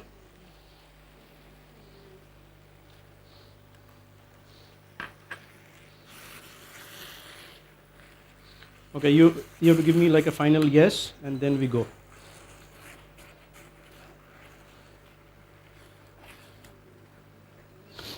I remember at my first menu, I can't remember whether it was Bellissima or at Olive, I used to use peas in my pasta, and I used to get abused like, you have Indianized the pasta. So I would get abused like left, right and center for putting peas in my pasta. Alright? Brilliant. So we got the stamp of approval. So here the risotto goes out. While the risotto is going out, do we have another pan? Then we can quickly start the. Yes, ma'am. This is room temperature water. Yeah, but, you always put water at room temperature. So don't you think it becomes sticky? So this one has no put starch. Warm water or hot water? Yeah, you can do with that. But what will happen is this one I'm fairly confident because it's such an easy way to cook. Yeah. Like if it was risotto, you're right, I have to put hot stock. Hot stock. So I'll always keep a stock pot boiling in front of me and I'll keep taking. But this one is so easy. What I did was I was chatting, I was not even looking at it and I was stirring, right? Both of us just stirred as much as we liked. But you'll see the texture and it's very rarely that you can actually completely make a mash of it. Yeah. So that's the best part with this ancient grain, that it has a fantastic texture that would still maintain it even if you're very casual and you really don't know how to cook about it. And I think that's why I took on to it, because it was easy to cook. Much easier than when I learned cooking rice. Much easier than learning how to cook rice. Like I can bet you on that. And if you get on to cooking this, it will be so easy. You can put it in a rice cooker, right? Everybody started using those rice cookers now at home. The electric rice cookers? Yes, you can use that. You just put your water, put your stuff, put whatever the measurements are and go with it. And throw in, I've done this with meats, so you can throw in chicken, you can put seafood towards the end. It can become like a pilaf. It will substitute your rice from your entire meal. So you have no starch, no sugar. Completely it will go off. The broccoli, yes, you can use fresh greens like this ones. It came much later. What happens with greens if you cook them too much? I guess the nutrients of it goes off. We boil our broccoli. So if I do boil the broccoli, I try and make sure I keep the broccoli water, because most of it is actually gone there. So spinach water, broccoli water, that's again a vegetable stock that I use a lot. So any greens that you're using, it's towards the end, or else it will become palak paneer again, and you will have nothing, no nutrients left. Thankfully, we didn't put the peas, but they're nice and fresh. Quite sweet and nice. Would you like to try some and tell us how it is? And would you like to incorporate this in your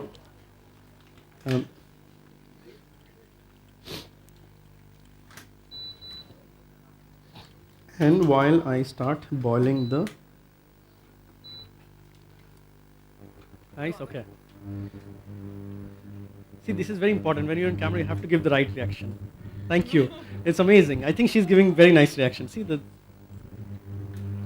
this is, we learned this at the MasterChef trials, that the food was lying 8 hours, but yet you had to eat and give the reaction. And you know who the ones are the ones that gives the best reaction already. So I have a dear friend, Chef Vikas, who does the best reaction, as in the choicest of words. I don't know how he even comes up with it, but it's a great caliber. As in, I love the guy for how he does and what he does in terms of 8 hours old cold food, which has less seasoning. Some are burnt, some are not edible. Because of course they're all cooked by rookies, right? So, 500 ml of cream and 500 grams of chocolate.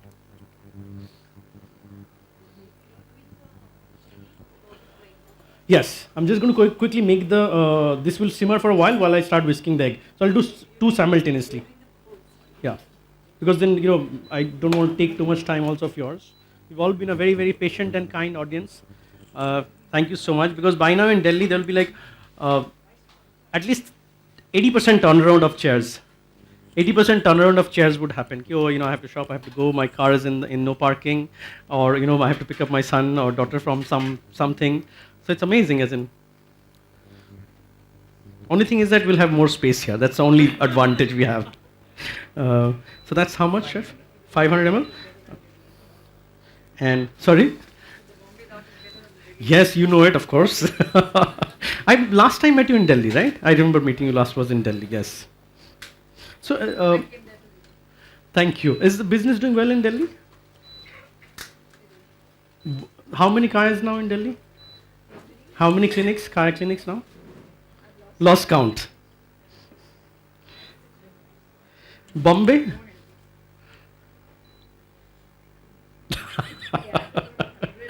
Oh wow, that's a serious big number. I remember the first one launched and we did that avocado menu for you, I think.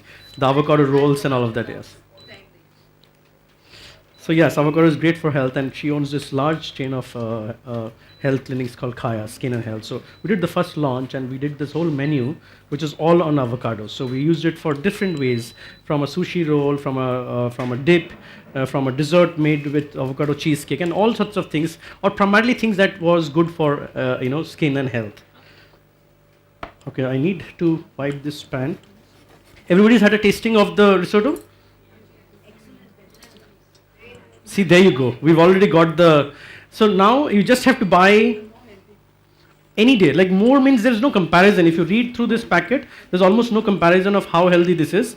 And I'm not doing this because of any other reason, but I'm constantly trying to tell people that you can eat healthy without being too fussy about things and calorie and. So this is the Allenware. Is it Allenware? Oh, brilliant. But which one is it? The Allenware? Huh? No, so let's do the cooking cream first. So what we're doing is we're doing equal quantities of chocolate and cream, and we will quickly chop it up, and then you can get a nice clean spoon and stir it. We need a cleaner one, chef. Just give me the chocolate. So as we do the, and this can go off.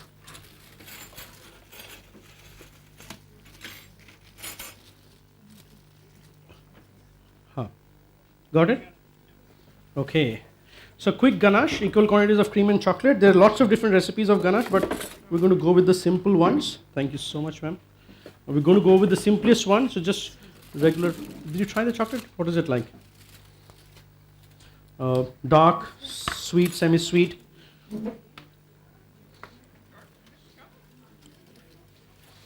Dark?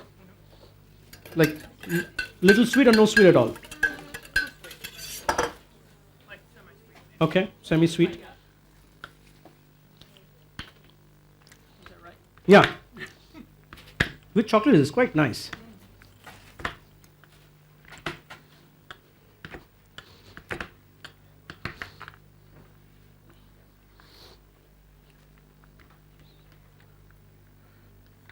So we're making a quick chocolate and whiskey tart. Of course, you all know how to bake a tart. So we're not going to go into the details. So we bought ready-made tarts from our local baker, and milk and water. Yes, thank you so much. So this was 500 or this was 200? Okay, give me another 200. And then we will quickly whip the egg. So the next one will go very, very fast, the egg whipping and the cherry tart. Do we have dry cherries or we can use the dry cranberries again? Dry cranberries, okay, brilliant. And we will have 6 egg whites, room temperature, castor sugar. Just measure the recipe. The castor sugar is the only thing that needs to be measured, and the almond flour. These are the only 2 things that we need to measure. Everything else is very standard. Everybody knows how to make a meringue, right? You whip egg white and sugar, add a dash of vanilla. We'll put a bit of vanilla. Right? We'll put a bit of vanilla.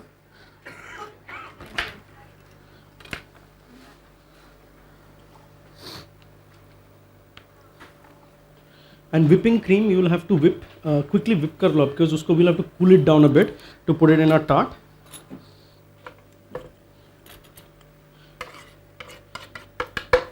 Okay, I can start with the, I think you can come this side, sorry.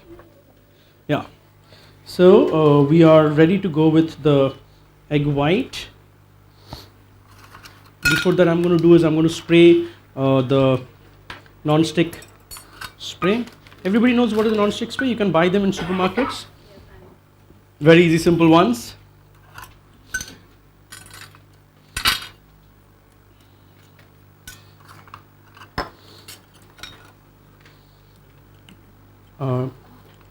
The whipping cream, you just whip it quickly. Whip it up and keep it ready. And then we need to whip the egg white. 1, 2, 3, 4.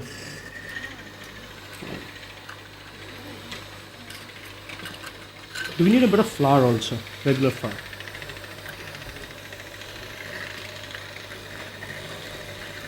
Anybody has any questions on the 2 desserts that we're making? Because we're going to quickly run through the dessert, because I know we've all been sitting here for a while. Okay, so whipping cream would have slightly higher fat percentage. So it increases in volume, which is this one. And the cooking cream is the one that we're cooking with, because you're going to heat it up for making your ganache, so it doesn't split. Some of the whipping cream that is available now in the market, like the Rich and all, is very commercial. if you have to use Rich, there's another product of Rich. I don't know if it's here. Rich, do you have in your shelf? Rich cream.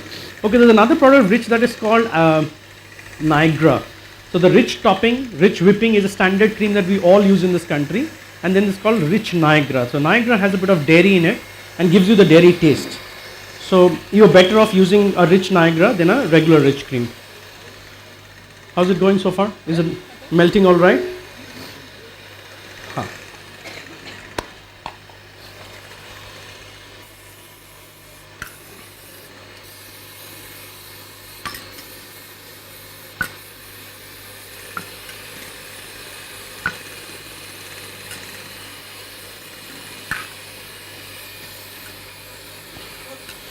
It's very easy to also do the same thing if you have melted butter and a brush. So I'm just, this is convenience basically.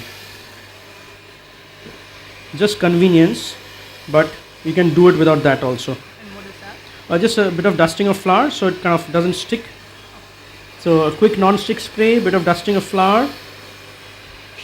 Mahesh, the oven is at 180.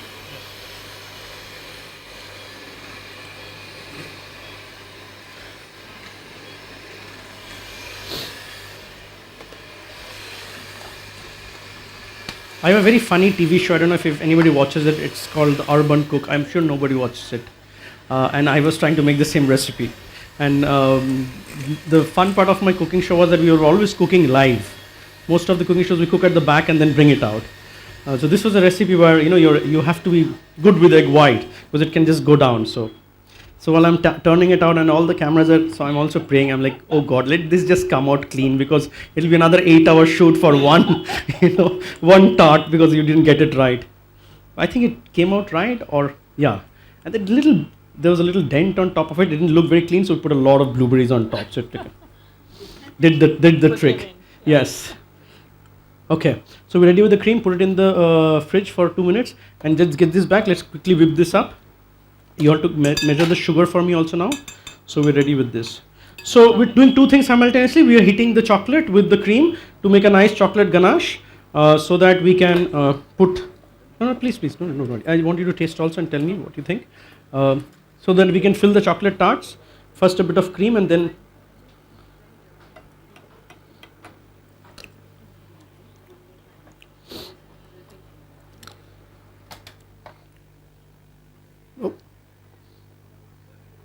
Okay, now these two recipes, the chocolate recipe would need a bit of cooling down. Of course, we're going to go very fast with it and it will not set and all. I wish I had the time and I could have come and done one to set, but you know that if you put it back in the fridge, it will set nicely. I need those two and I need a nice big mixing bowl to mix the egg white. A slightly bigger one than this. So the chocolate will be melted, we'll put it in a tart. At the bottom of the tart, we'll do a little bit of that Allenware whipped cream. You can also make a custard cream, which is 50% of whipped cream and 50% of custard, which could be a custard made with a custard powder, or you could also make a custard with egg yolk, if you're okay with it.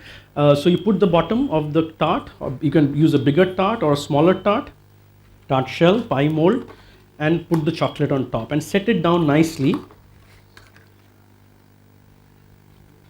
What we're going to do is we're going to keep some aside and rest we'll add the whiskey. You want to try it with a little bit of the chocolate and tell me how it tastes?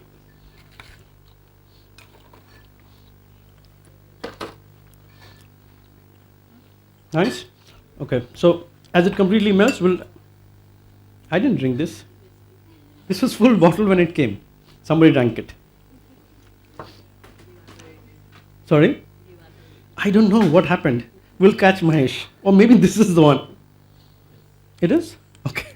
I mean, what the hell happened? Like the bottle came full. And then suddenly it went, it's not bourbon. It's something. It's not bourbon. Is clean? I need to give me a tissue, clean it very well. So with egg whites, just be very careful that your bowls have to be spotlessly clean, your equipments are clean, there's no water and moisture. On a rainy day, don't try to whip egg white because they will have moisture in the air and it will not go up. So you always have to have a very nice dry, yes ma'am. For the 50 gram custard, how much milk do we put to make it? Custard powder and milk. So The custard powder. I think the custard powder recipes I'll give you because it probably comes with the instruction on the ready caster. Yeah, we don't know exactly, but egg is about 1 egg yolk to 120 ml of milk is what we use. But that would either it be similar or something like that only. And any option instead of whiskey, any other option? No whiskey. The only other option is No other. no, as in you can because. Consistency will be different, right? So what happens is you can use a coin through, it will become an orange. But since it is Thanksgiving and bourbon whiskey is so much a part of the whole theme, that's why we're doing a whiskey chocolate mousse. But of course, it will work well with coin through. It will work well maybe with vodka, maybe a bit brandy. Yes, of course, rum. Because my restaurant recipes with Old Monk, we just kind of so caught up with the Old Monk. Have you ever drunk an Old Monk? It's an Indian dark rum. Okay, we must make you try a bit. Do you like rum? No. Okay.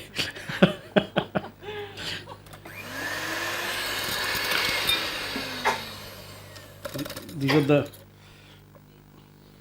what? Okay, so let's do the egg white. Will you give me the measure of the sugar? I hope this egg white. Huh? Just check the recipe once, please. देखो कितना है.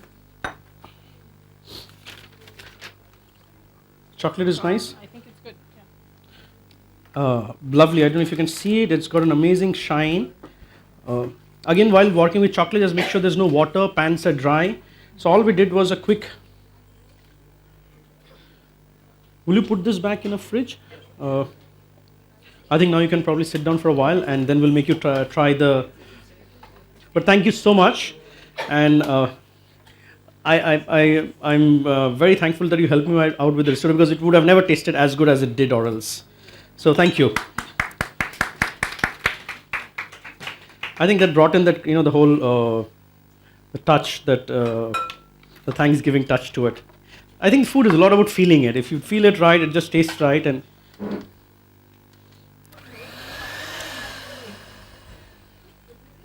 of course, yes, 100%. Melting chocolate, of course. You put it. You can put it on a plastic bag on top of an oven. It's so just that slowly melted basically. The cream, yes. How much sugar is that? So you're giving me double recipe. Yeah, put it in a glass bowl quickly. Bring it back in 10 minutes because we're going to top it up also. So in 10 minutes we'll be running through this whole thing.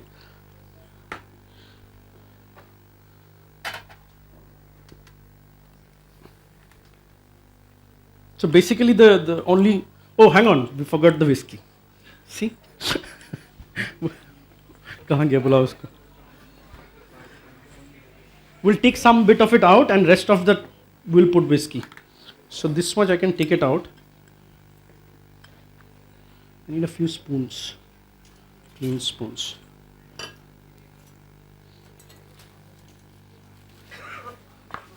The gentleman vanished. Huh. I think, yes. So, yes, some will add whiskey, so we'll take some out.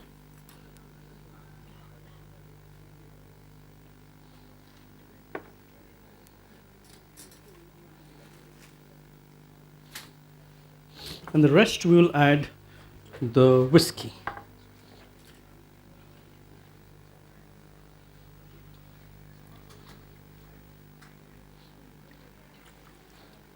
Just make sure that the ganache is a bit warm when you're adding your whiskey. That's the only thing that you need to be, kind of remembering, because or else it'll kind of go separate basically.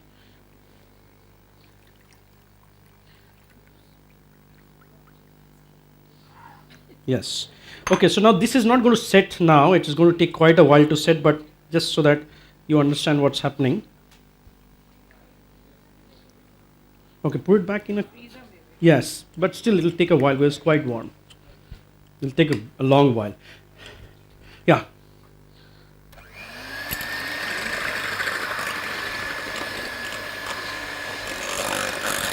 That was how much?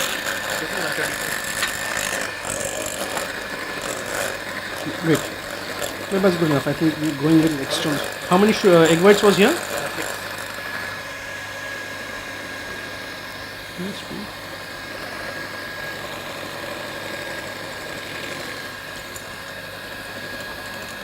Just weigh that separately. Just tell me the weight.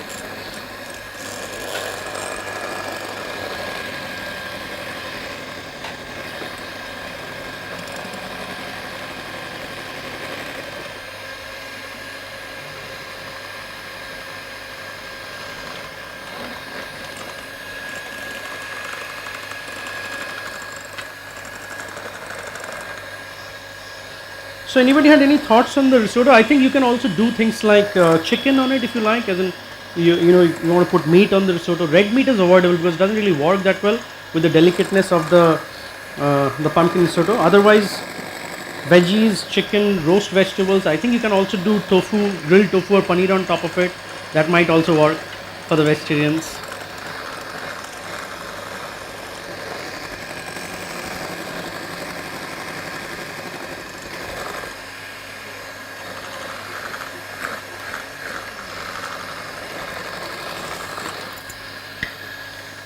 Okay, dash of vanilla. Just take it out in the cap. No, take it out in the cap.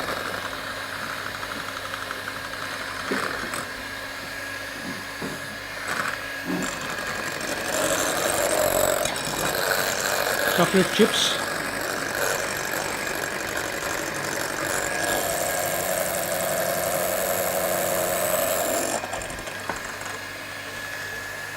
No, just keep it in a separate bowl. And the almond flour. How much chocolate chips is that? One dabba? Yeah.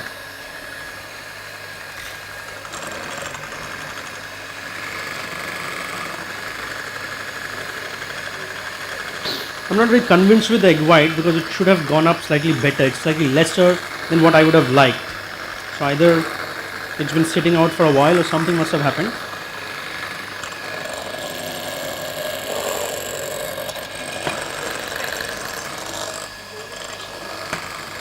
Something happened. So that's why it didn't go up. After giving all the instructions that you should not do, I did that. Yeah, you're right. It had water in it.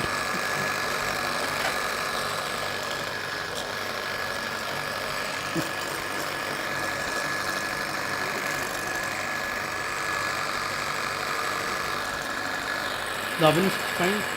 Good.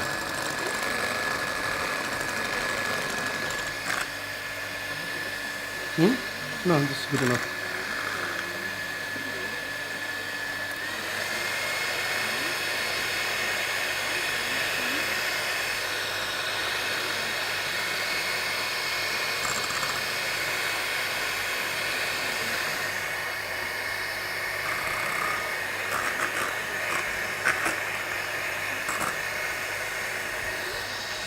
Gone up little more now.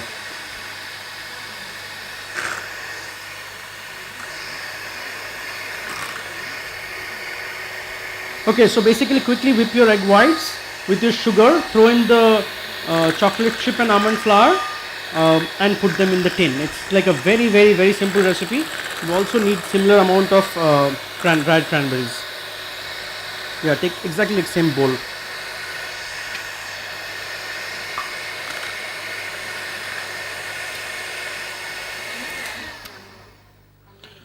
So right now we're going with, just give me the weight ones. I'll just weigh you and tell you again what we're doing. So the egg white actually didn't go up in volume, so I'm changing the recipe a bit, making it lesser because it will not puff or little last minute adjustments.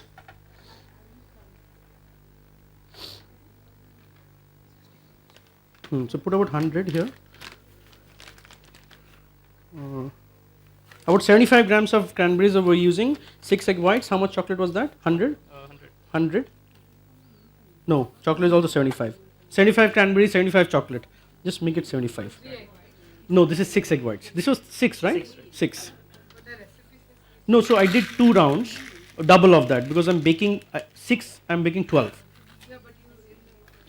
We've given you one recipe, which will make you of this. So, But even this you're saying, because 3 egg white says 100 grams chocolate. Yes, because this I'm making a little bit of adjustment because egg white didn't go up the way it should have. That adjustment I'm making. Yes, that recipe is fine. That's a tested recipe. That what I've given. Yeah, 100%. Eyes closed because that's a restaurant recipe. Cherries or cranberries, weight is not written. So equal quantities of chocolates and dried cranberries, but dried again, or dried cherries. Exactly equal quantities. So I'm using 75 of dried cranberries and 75 of Quantity of almond. equal quantity of almond flour.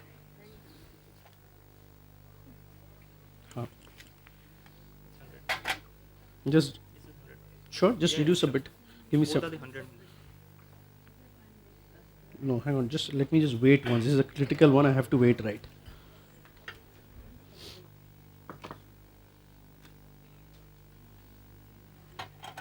Make it 0.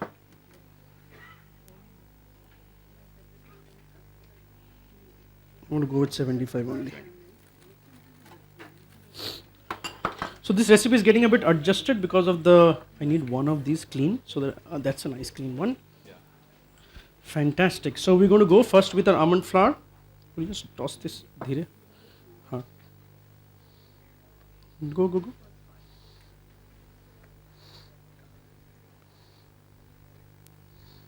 Huh. Give me another 75.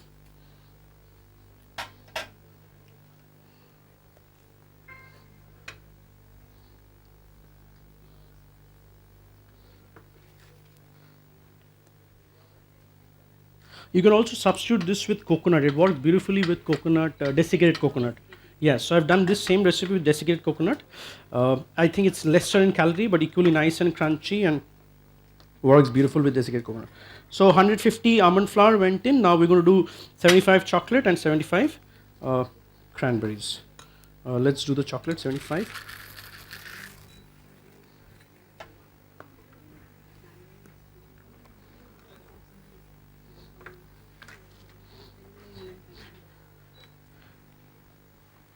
We do cut and fold so that the egg white is not hopefully sitting. I had a lid. Thank you. See how quick and simple this is, and it's almost like a flourless recipe. So if you have anybody gluten intolerant and all, also works very well because it's no flour that we've added into this. So there's a lot of flourless chocolate cakes and this that you must be seeing on the net. So this also works very well.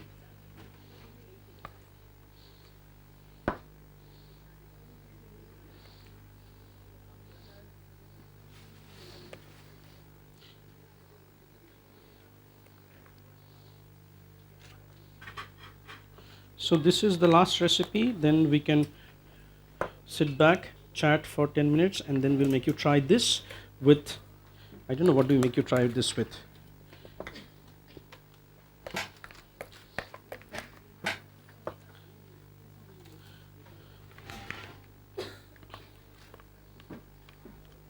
Ideally, I would have liked this cranberries to be slightly tart because everything is sugar, sugar, sugar.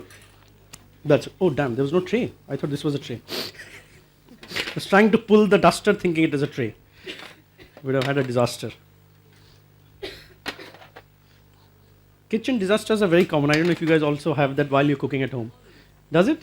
Yeah, it happens with us, and we pretend that it never has happened in the kitchen, and kind of pretend very professional about it. Okay, but go with it quickly. Clean, clean, clean. Okay, so that brings us to the end. I'm going to fill up now the. Oh, this chocolate was sitting here. That didn't go in. We're going to fill up some of the tarts now. I need a few of these clean spoons. Yeah. Thank you so much. Yes. Let's see. We'll also have a look because every oven, behaves differently. I must tell you that. So any recipe that I give you, you must adjust it to your oven at home. If it's a static oven, it will behave differently. If it's a gas oven, it will behave differently at the same temperature. If it's a hot air oven, which is fan coil, it will again behave very differently at the same temperature. So all recipes you need to calibrate it to the temperature that would work for you. This is a static oven, or does it have a fan? It has a fan. Can we switch off the fan? Just see if you can switch off the fan because egg white and okay. So I'm going to fill these tarts. This is the one without the sugar. Without the whiskey, and then we need the whipped cream. Just see if the cream is little cold. Of course, this recipe you have to give it a bit of time. We're rushing through it, so cream is not probably going to be set. Chocolate for sure is not set. So be careful while you're eating. It might splash and fall a bit. You can use a spoon maybe. Let's get us a lot of spoons to try. Those plastic spoons. So whipping cream always have an added ingredient into it. So if you're using fresh cream, it will not whip up.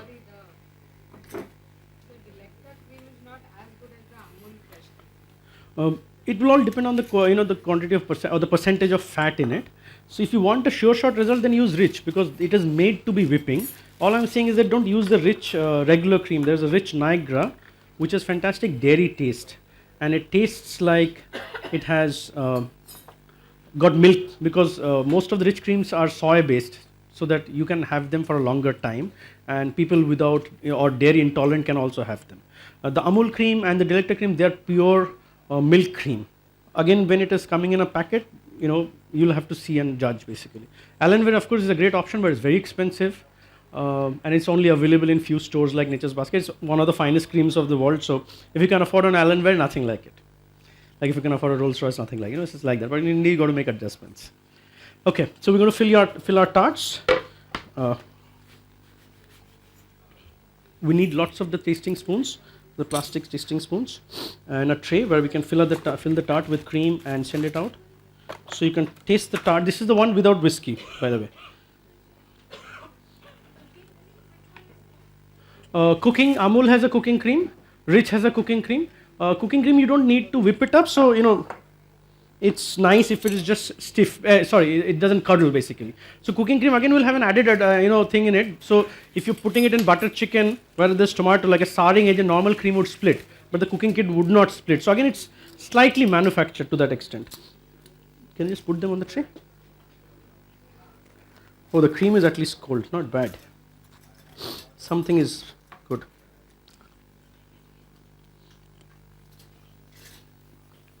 So this one, can I just organize the tarts like that? We'll put a dash of cream and a dash of. The first round I'm sending it out is the ones without the whiskey.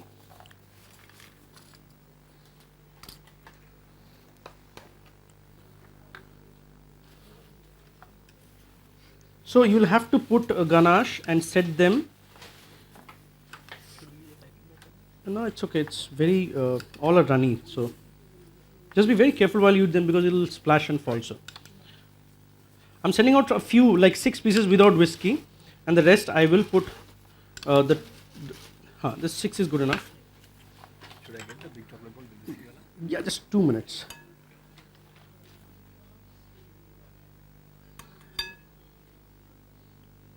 Of course, both would be nicely set. You can also cut it once they're set. I hate using gelatin and all. Again, if you're using natural ingredients, you give them enough rest, they will set on their own. Avoid using gelatin because it just spoils the taste of the food. Just send this out, and then we'll get another tray. Give tissue papers with this because it will spill. Put out all your tarts now. Now we'll do the one with the whiskey. And then I will have a look at the oven of what's happening. There's one more lady. No, so we can make more. We have more. So sorry. इसमें डाला इसमें.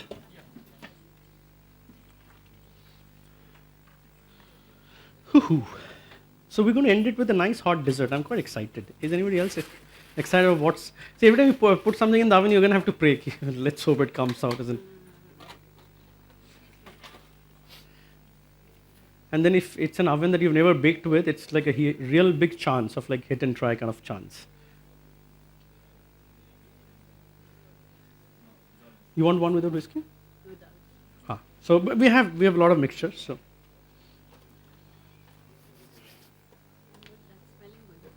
It is, no? Yes.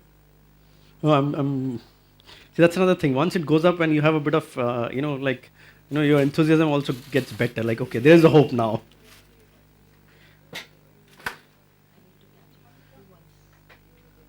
Sure. I think we're here. It's just some dinner happening and all of that. And I'm cooking some desserts for the dinner. So I'm here for a while now. Here at the store. We're carving some turkey. Olive is doing the catering. I thought that you were going to show us how to make a nice turkey. We would, but at 8 o'clock. You have to stay back for that. Really? Yes. No, so that's more, I'm kidding. Actually, it's more just carving the turkey. It's coming cooked from olive. Yeah, so it's like that same Goa wala story. Somebody else cooks it, somebody else cuts it. So. No, long time now. Yeah. The last I did was soda bottle, which was my last thing with olive, and that was a while back. I think soda opened 2 months back in Bombay also, a month back. and BKC. So you were when you were putting the menu together? No, I started the first one. I ran it, and then that was my last project with Olive.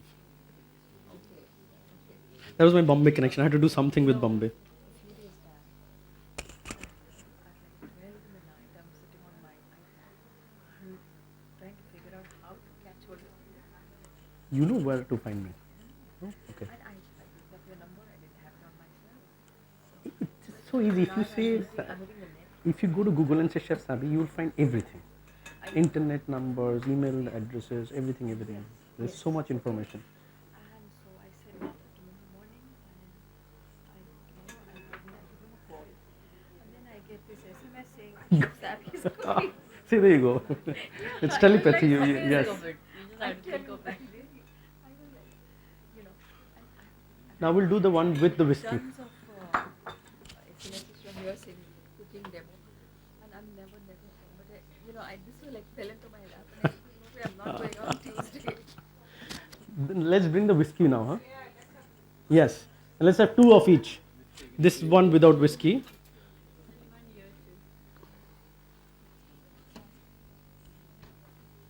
I need a toothpick to check if it is cooked. Do you have a toothpick or something to prick with?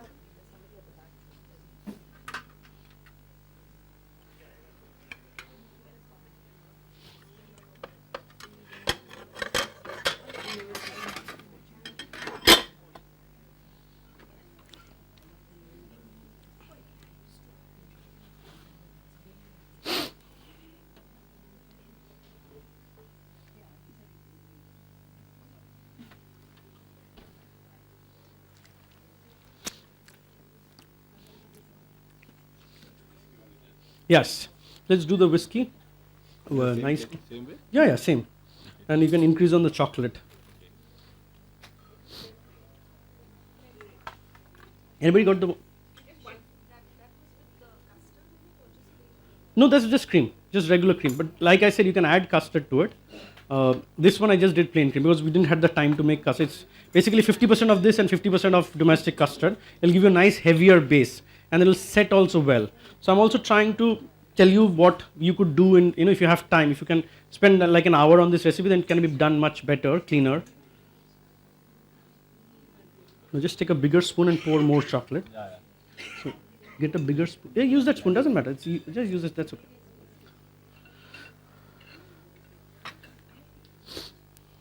This one is coming up, that should well. So 180 at 10 minutes, then we check, maybe another.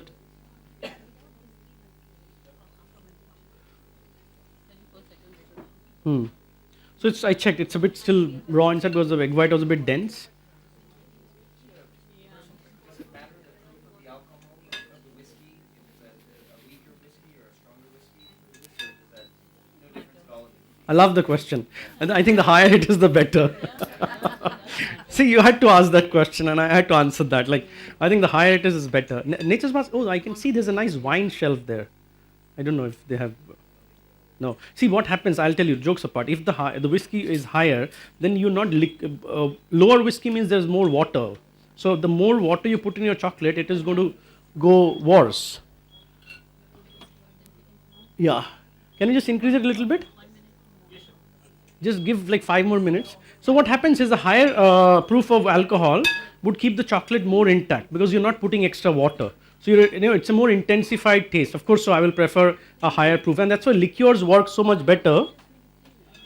How does one even make it? What is the timer for this? This one? I'll just give him 5 more minutes on this.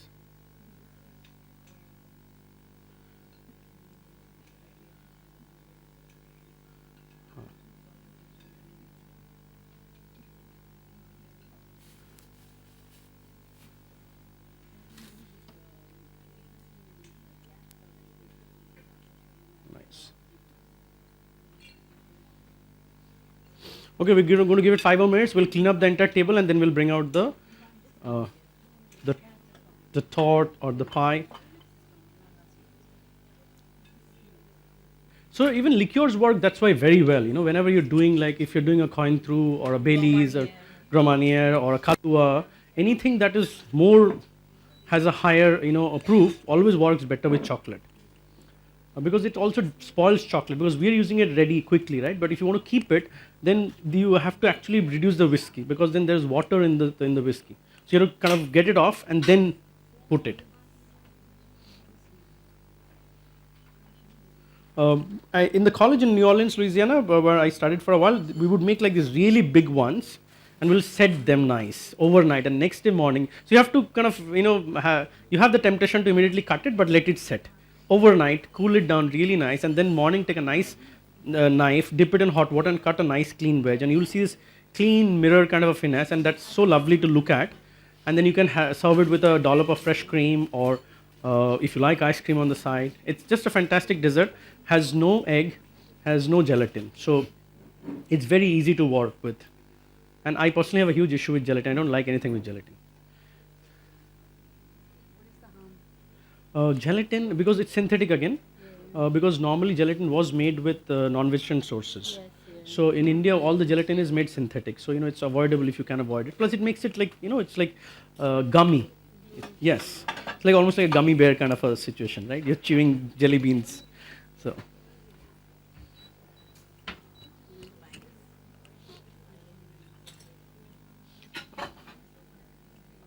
Yeah, you must all take the ancient grain. It's such an amazing find, and you don't have to do the pounding and all yourself. And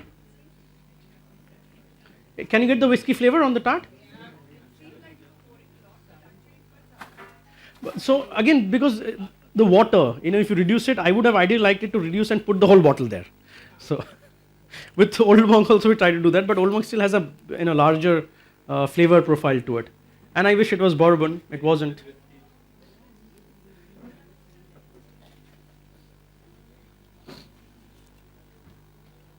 Okay, so I need that and just clean up that section.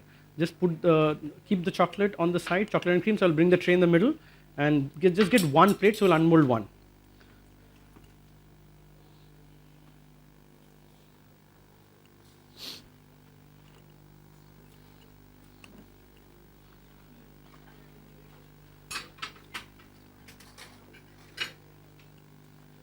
But I must thank you for being a very, very patient audience because it's been a while. What is the time? Anybody knows what's the time? Oh, so we've overshot our time now. And it's like, I'm sure it's like a working day for everybody, and tomorrow is again work. So.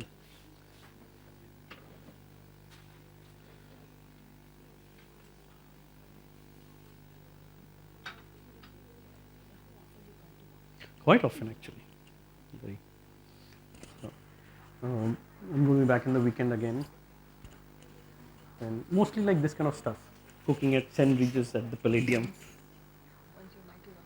Okay.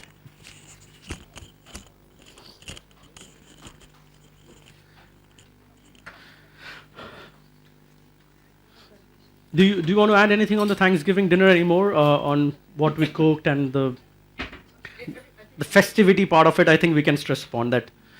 Of course, we spoke a lot about health and all the other things, but I mean, the big thing is it's kind of the big returning and gathering of families. It's probably the busiest holiday travel time of the year in the U.S. where even if someone can't get home for a birthday or right. Christmas, everyone wants to get home for Thanksgiving and spend time with family, to be thankful for their blessings, whatever they have been. My family always, very big meals, lots of aunts and uncles, cousins always getting together. Nice. This is a total family thing, isn't it? It's beautiful. The family comes back together for a meal. Nice. Sports and usually football on TV or families gathering together. No wonder you need a turkey because you need a large something, right? Couldn't have done with a chicken. We do, like Deanna's family, our family, we do a pumpkin pie, but we also do a chocolate pie. Wow. Like this, maybe an apple pie, and lots of different. Pecan, apples, yes. Can you get a toothpick to check? Sweet potatoes. Yes. Yams. Yeah. So day after I'm cooking at the College of ITC in Delhi and one workshop at Nature's Basket in Delhi again, and we're making the gratin like a gratinated potato with the sweet potato because sweet potato is such a typical Delhi thing, you know. So shakkar kandi chaat, everybody eats, burnt it in a bit of charcoal and then put little salt, pepper. So I'm doing the same thing but in a gratin style in a pie mold. So it's a beautiful vegetarian side dish that you can either use as an appetizer, starter, or through the meal. So yeah, sweet potato is a fantastic thing for Thanksgiving again. So let's just check one.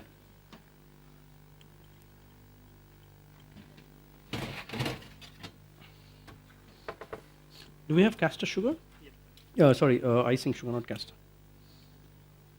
Yes, fantastic. Need a bit of icing sugar. It's so strange that the whole batch is cooked and has got overcolored. Can you see one sitting below has not got cooked at all? Can you focus on that? It's the same oven. Put at the same time is behaving so stodgy. So this, yes, exactly. The air wasn't there for it to. I'm going to go from here. It's too hot. Sorry.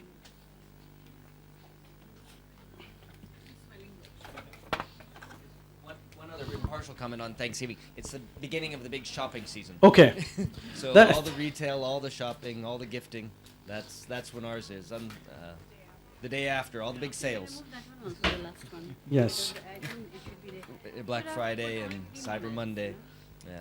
Yeah, I think it's got overcolored. Do we have a small plate, like a round plate or something? That one?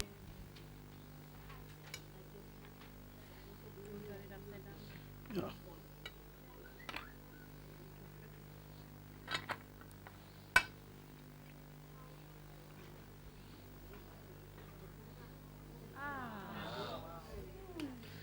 See, this I had to do with 12 eggs on TV. Then you can imagine the stress. That is one piece coming out. If it breaks, you're in deep trouble. Was that cranberry or blueberry? This was cranberry. Now I'm confident it'll come out. So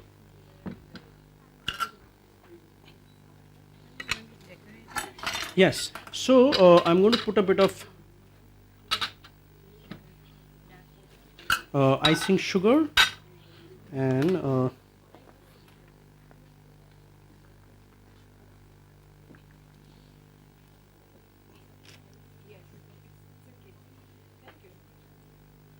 know, this was always a prize shot on TV. Every time I cooked something, they said put icing sugar. Yes. So it's almost became like roast chicken, throw some icing sugar on it because they wanted the salt to fall like this.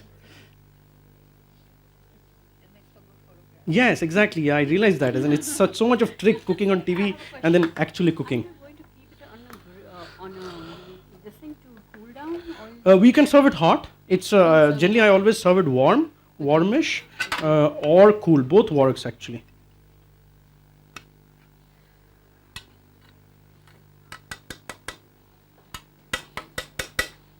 Yeah, I don't know what happened to this one. Just give me another. Okay, so this one, I don't know how to. No, hang on. We'll just take it out. Don't worry. Just get another plate. Maybe if you have another.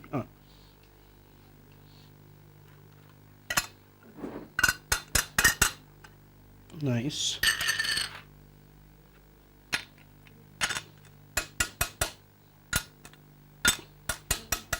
Some of them have got stuck. Anyway, let's just work with the ones that has come out well. So this is just one that has got stuck. We'll have to clean it up.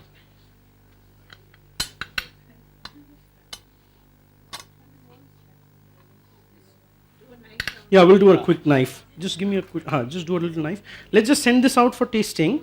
And on the side, I'm trying to think what we can do. Yeah, let's give a bit of the cream. We'll cut it into 4. We have 3, 12, right? So this should be enough. No, hang on. No, wait, it'll go. No, wait.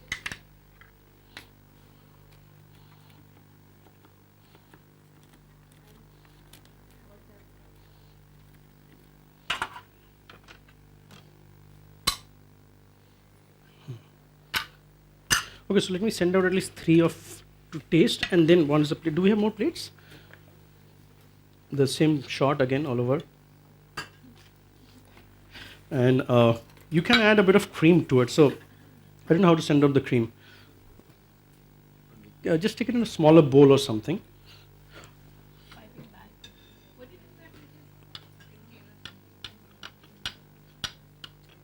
It'll be very tough to cut. I think I'll have to break it off with a spoon or something.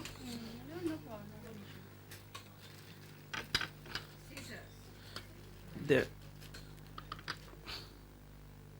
I'm going to make it into halves, and then I assume you're going to all share.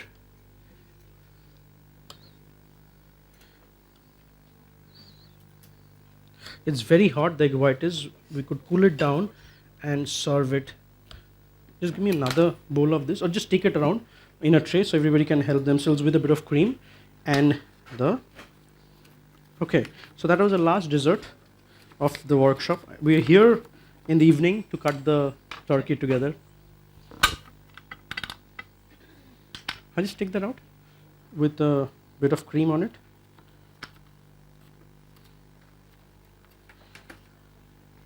I think you'll have to do 4s of these also, right? Of course, you have to rest it and cut it because, as you can see, it's all becoming very mush. But I'm just hoping you will get the taste, and then when you do it yourself, you give it the right rest and kind of comes out well. Because rushing in bakery is a very big mistake. Bakery should never rush. Everything very, very nice, and that's why bakery chefs are very soft and nice. Where the hot kitchen chefs are always temperamental.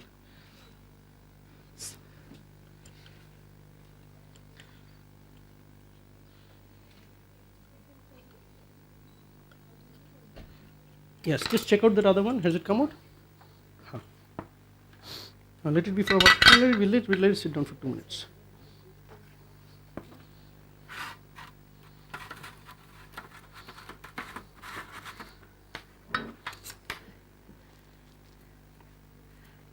So 2 quick desserts, one with egg, one without egg.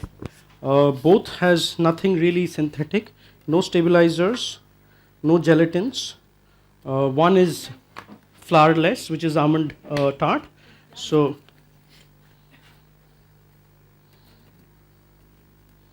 anybody has had a bite? Give me a reaction, please. Where did it go? Oh, nobody's had one bite yet.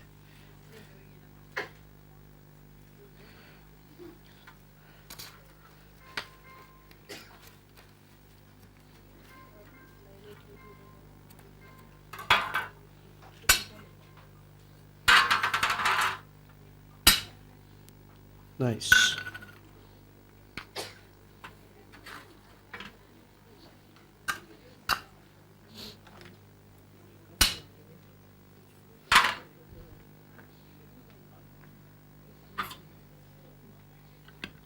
So it's actually very light, but with the cutting and all, it's all getting very pressed. So I'm feeling a bit bad, but can't help it.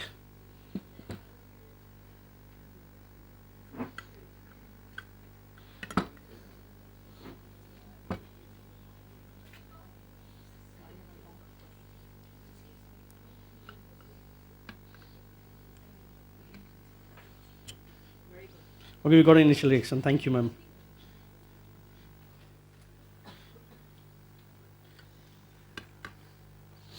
Okay.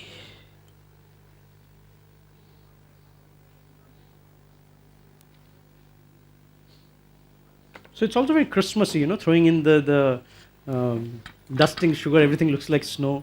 So in my Christmas episode, we were doing this, I think. And then people got so addicted to it for everything they wanted to throw it. And somebody came up, the DOP or the camera, somebody came up and said, "Can you do the salt also like that?" I said, "Sure," but then nothing would be left edible if you want to do that with the salt. It's all very hot, huh? So you put cream now. I don't know if it will reach. Just better you take it while you're serving it. ये तो पूरा melt हो जाएगा. जाते जाते कुछ बचेगा नहीं उसका.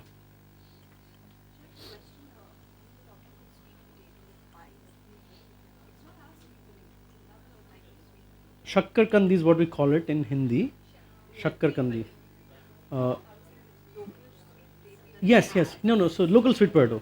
It's a tuber. It has a thick skin, and it is white. Because the sweet potato internationally is orange in color. It's called kumara. No, it's very different. That's like a dessert almost. You can make a chip with it. Your potato is the sweet potato is orange in color or white? Yeah. So what she's talking is that what I'm saying is the desi shakkar kandi, which is local stuff. Because kumara you don't get. Yes, mine is a savory one. I assume it will work because you go, yes, of course, because it will not give the, so it's like Lauki and pumpkin difference basically. This tray has to go out. You like it? Because this is alcohol free and wine free. In this, no? Yeah, actually we could do like a nice orange cream with this. It will work very well. If you do the same whipping cream with a dash of coin through, it just would go to a different level.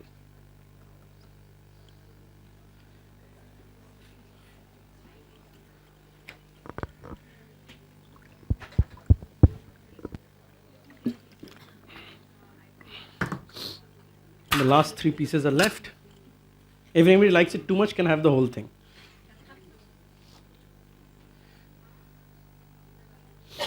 Take that up, and then you come back. We'll give you another round.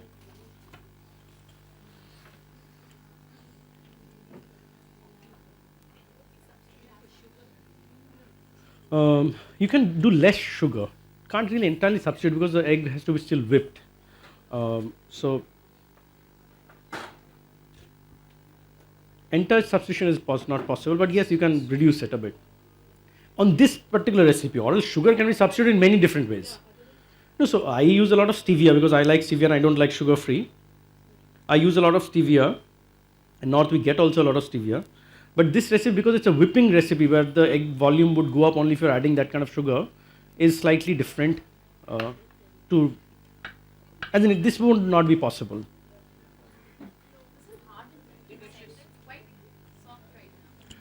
So it should actually be much softer. We rushed it a bit. You rest it, and then kind of. Thank you. Rest it and take it out, and then maybe warm it a little bit while you serve. So it kind of sank also because I was too fast. Anything with egg, you have to be a little kind of. And then I trying to cut it. So again, it's hot. It went down. So it was actually like this when it came out, and then it became like that.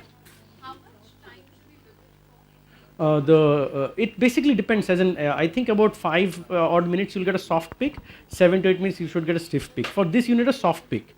If you're baking the meringue, then you need stiff, which is what you make a meringue pie or something. But here, since I'm folding it into I can't make it. And also the color. If it's soft pick, it will be creamy. If it's hard pick, it will be whitish. Means more white.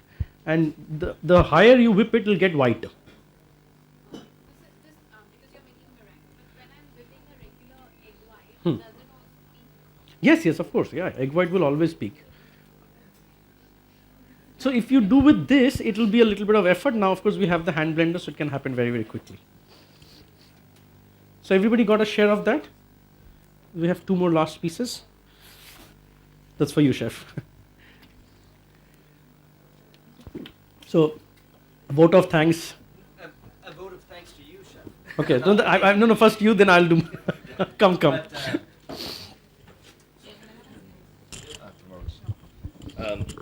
Again, on behalf of the U.S. Consulate General here in Mumbai and the U.S. Department of Agriculture, I'd like to extend, first of all, my thanks to you, the audience members today, for your help and support of our U.S. American Food Festival here at Nature's Basket, and for caring so passionately about food. I think with strong and demanding customers, the food and beverage culture here in India will continue to provide, I hope, what it is that you want. And through great and experienced chefs who have global knowledge of the food and beverage supply chain and what it takes to make great food for great people like yourselves, we hope to continue to support that effort and that initiative from my office. Anybody who needs our contact information and you have your own ideas and thoughts, let us know. We'd love to help support the growth of a great food and beverage culture here in India. Deanna, thank you very much for participating and representing the U.S. government today and for helping be a chef here in the Nature's Basket kitchen. And to Chef Sabby and to Nature's Basket, thank you for making this possible. We really appreciate all of the care and efforts you've done today. Thank you. Thank you.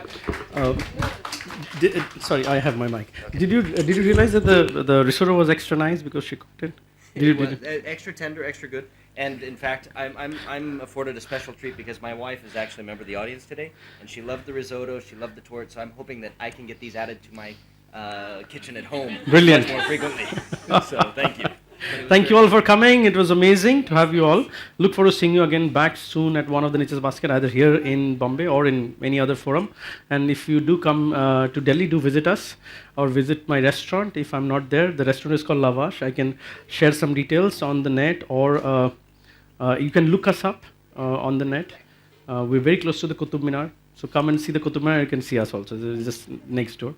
And thank you so much for coming. And have a wonderful holiday season. We've all, gearing up. Are you guys going to be here in India, or are you going to be gone for your? We'll be here for Thanksgiving. Okay. So all the best. As in, have a fantastic holiday. And are you coming to Bombay, Delhi So for the? my colleagues at the U.S. Embassy in New Delhi They will be okay. participating there, and we're hoping to get good staff participation in the program. Ma'am, thank you so much. It was amazing to cook next to you, and I hope you liked the desserts that we did after that. And thank you all for coming. Thank you. We just send this out. So, sorry.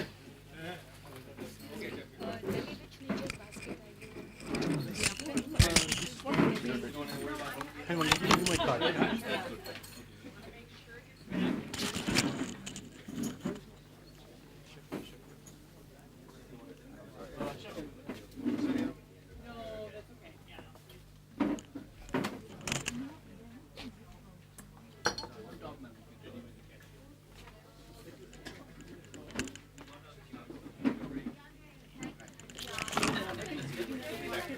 The biggest one is at Faith Colony.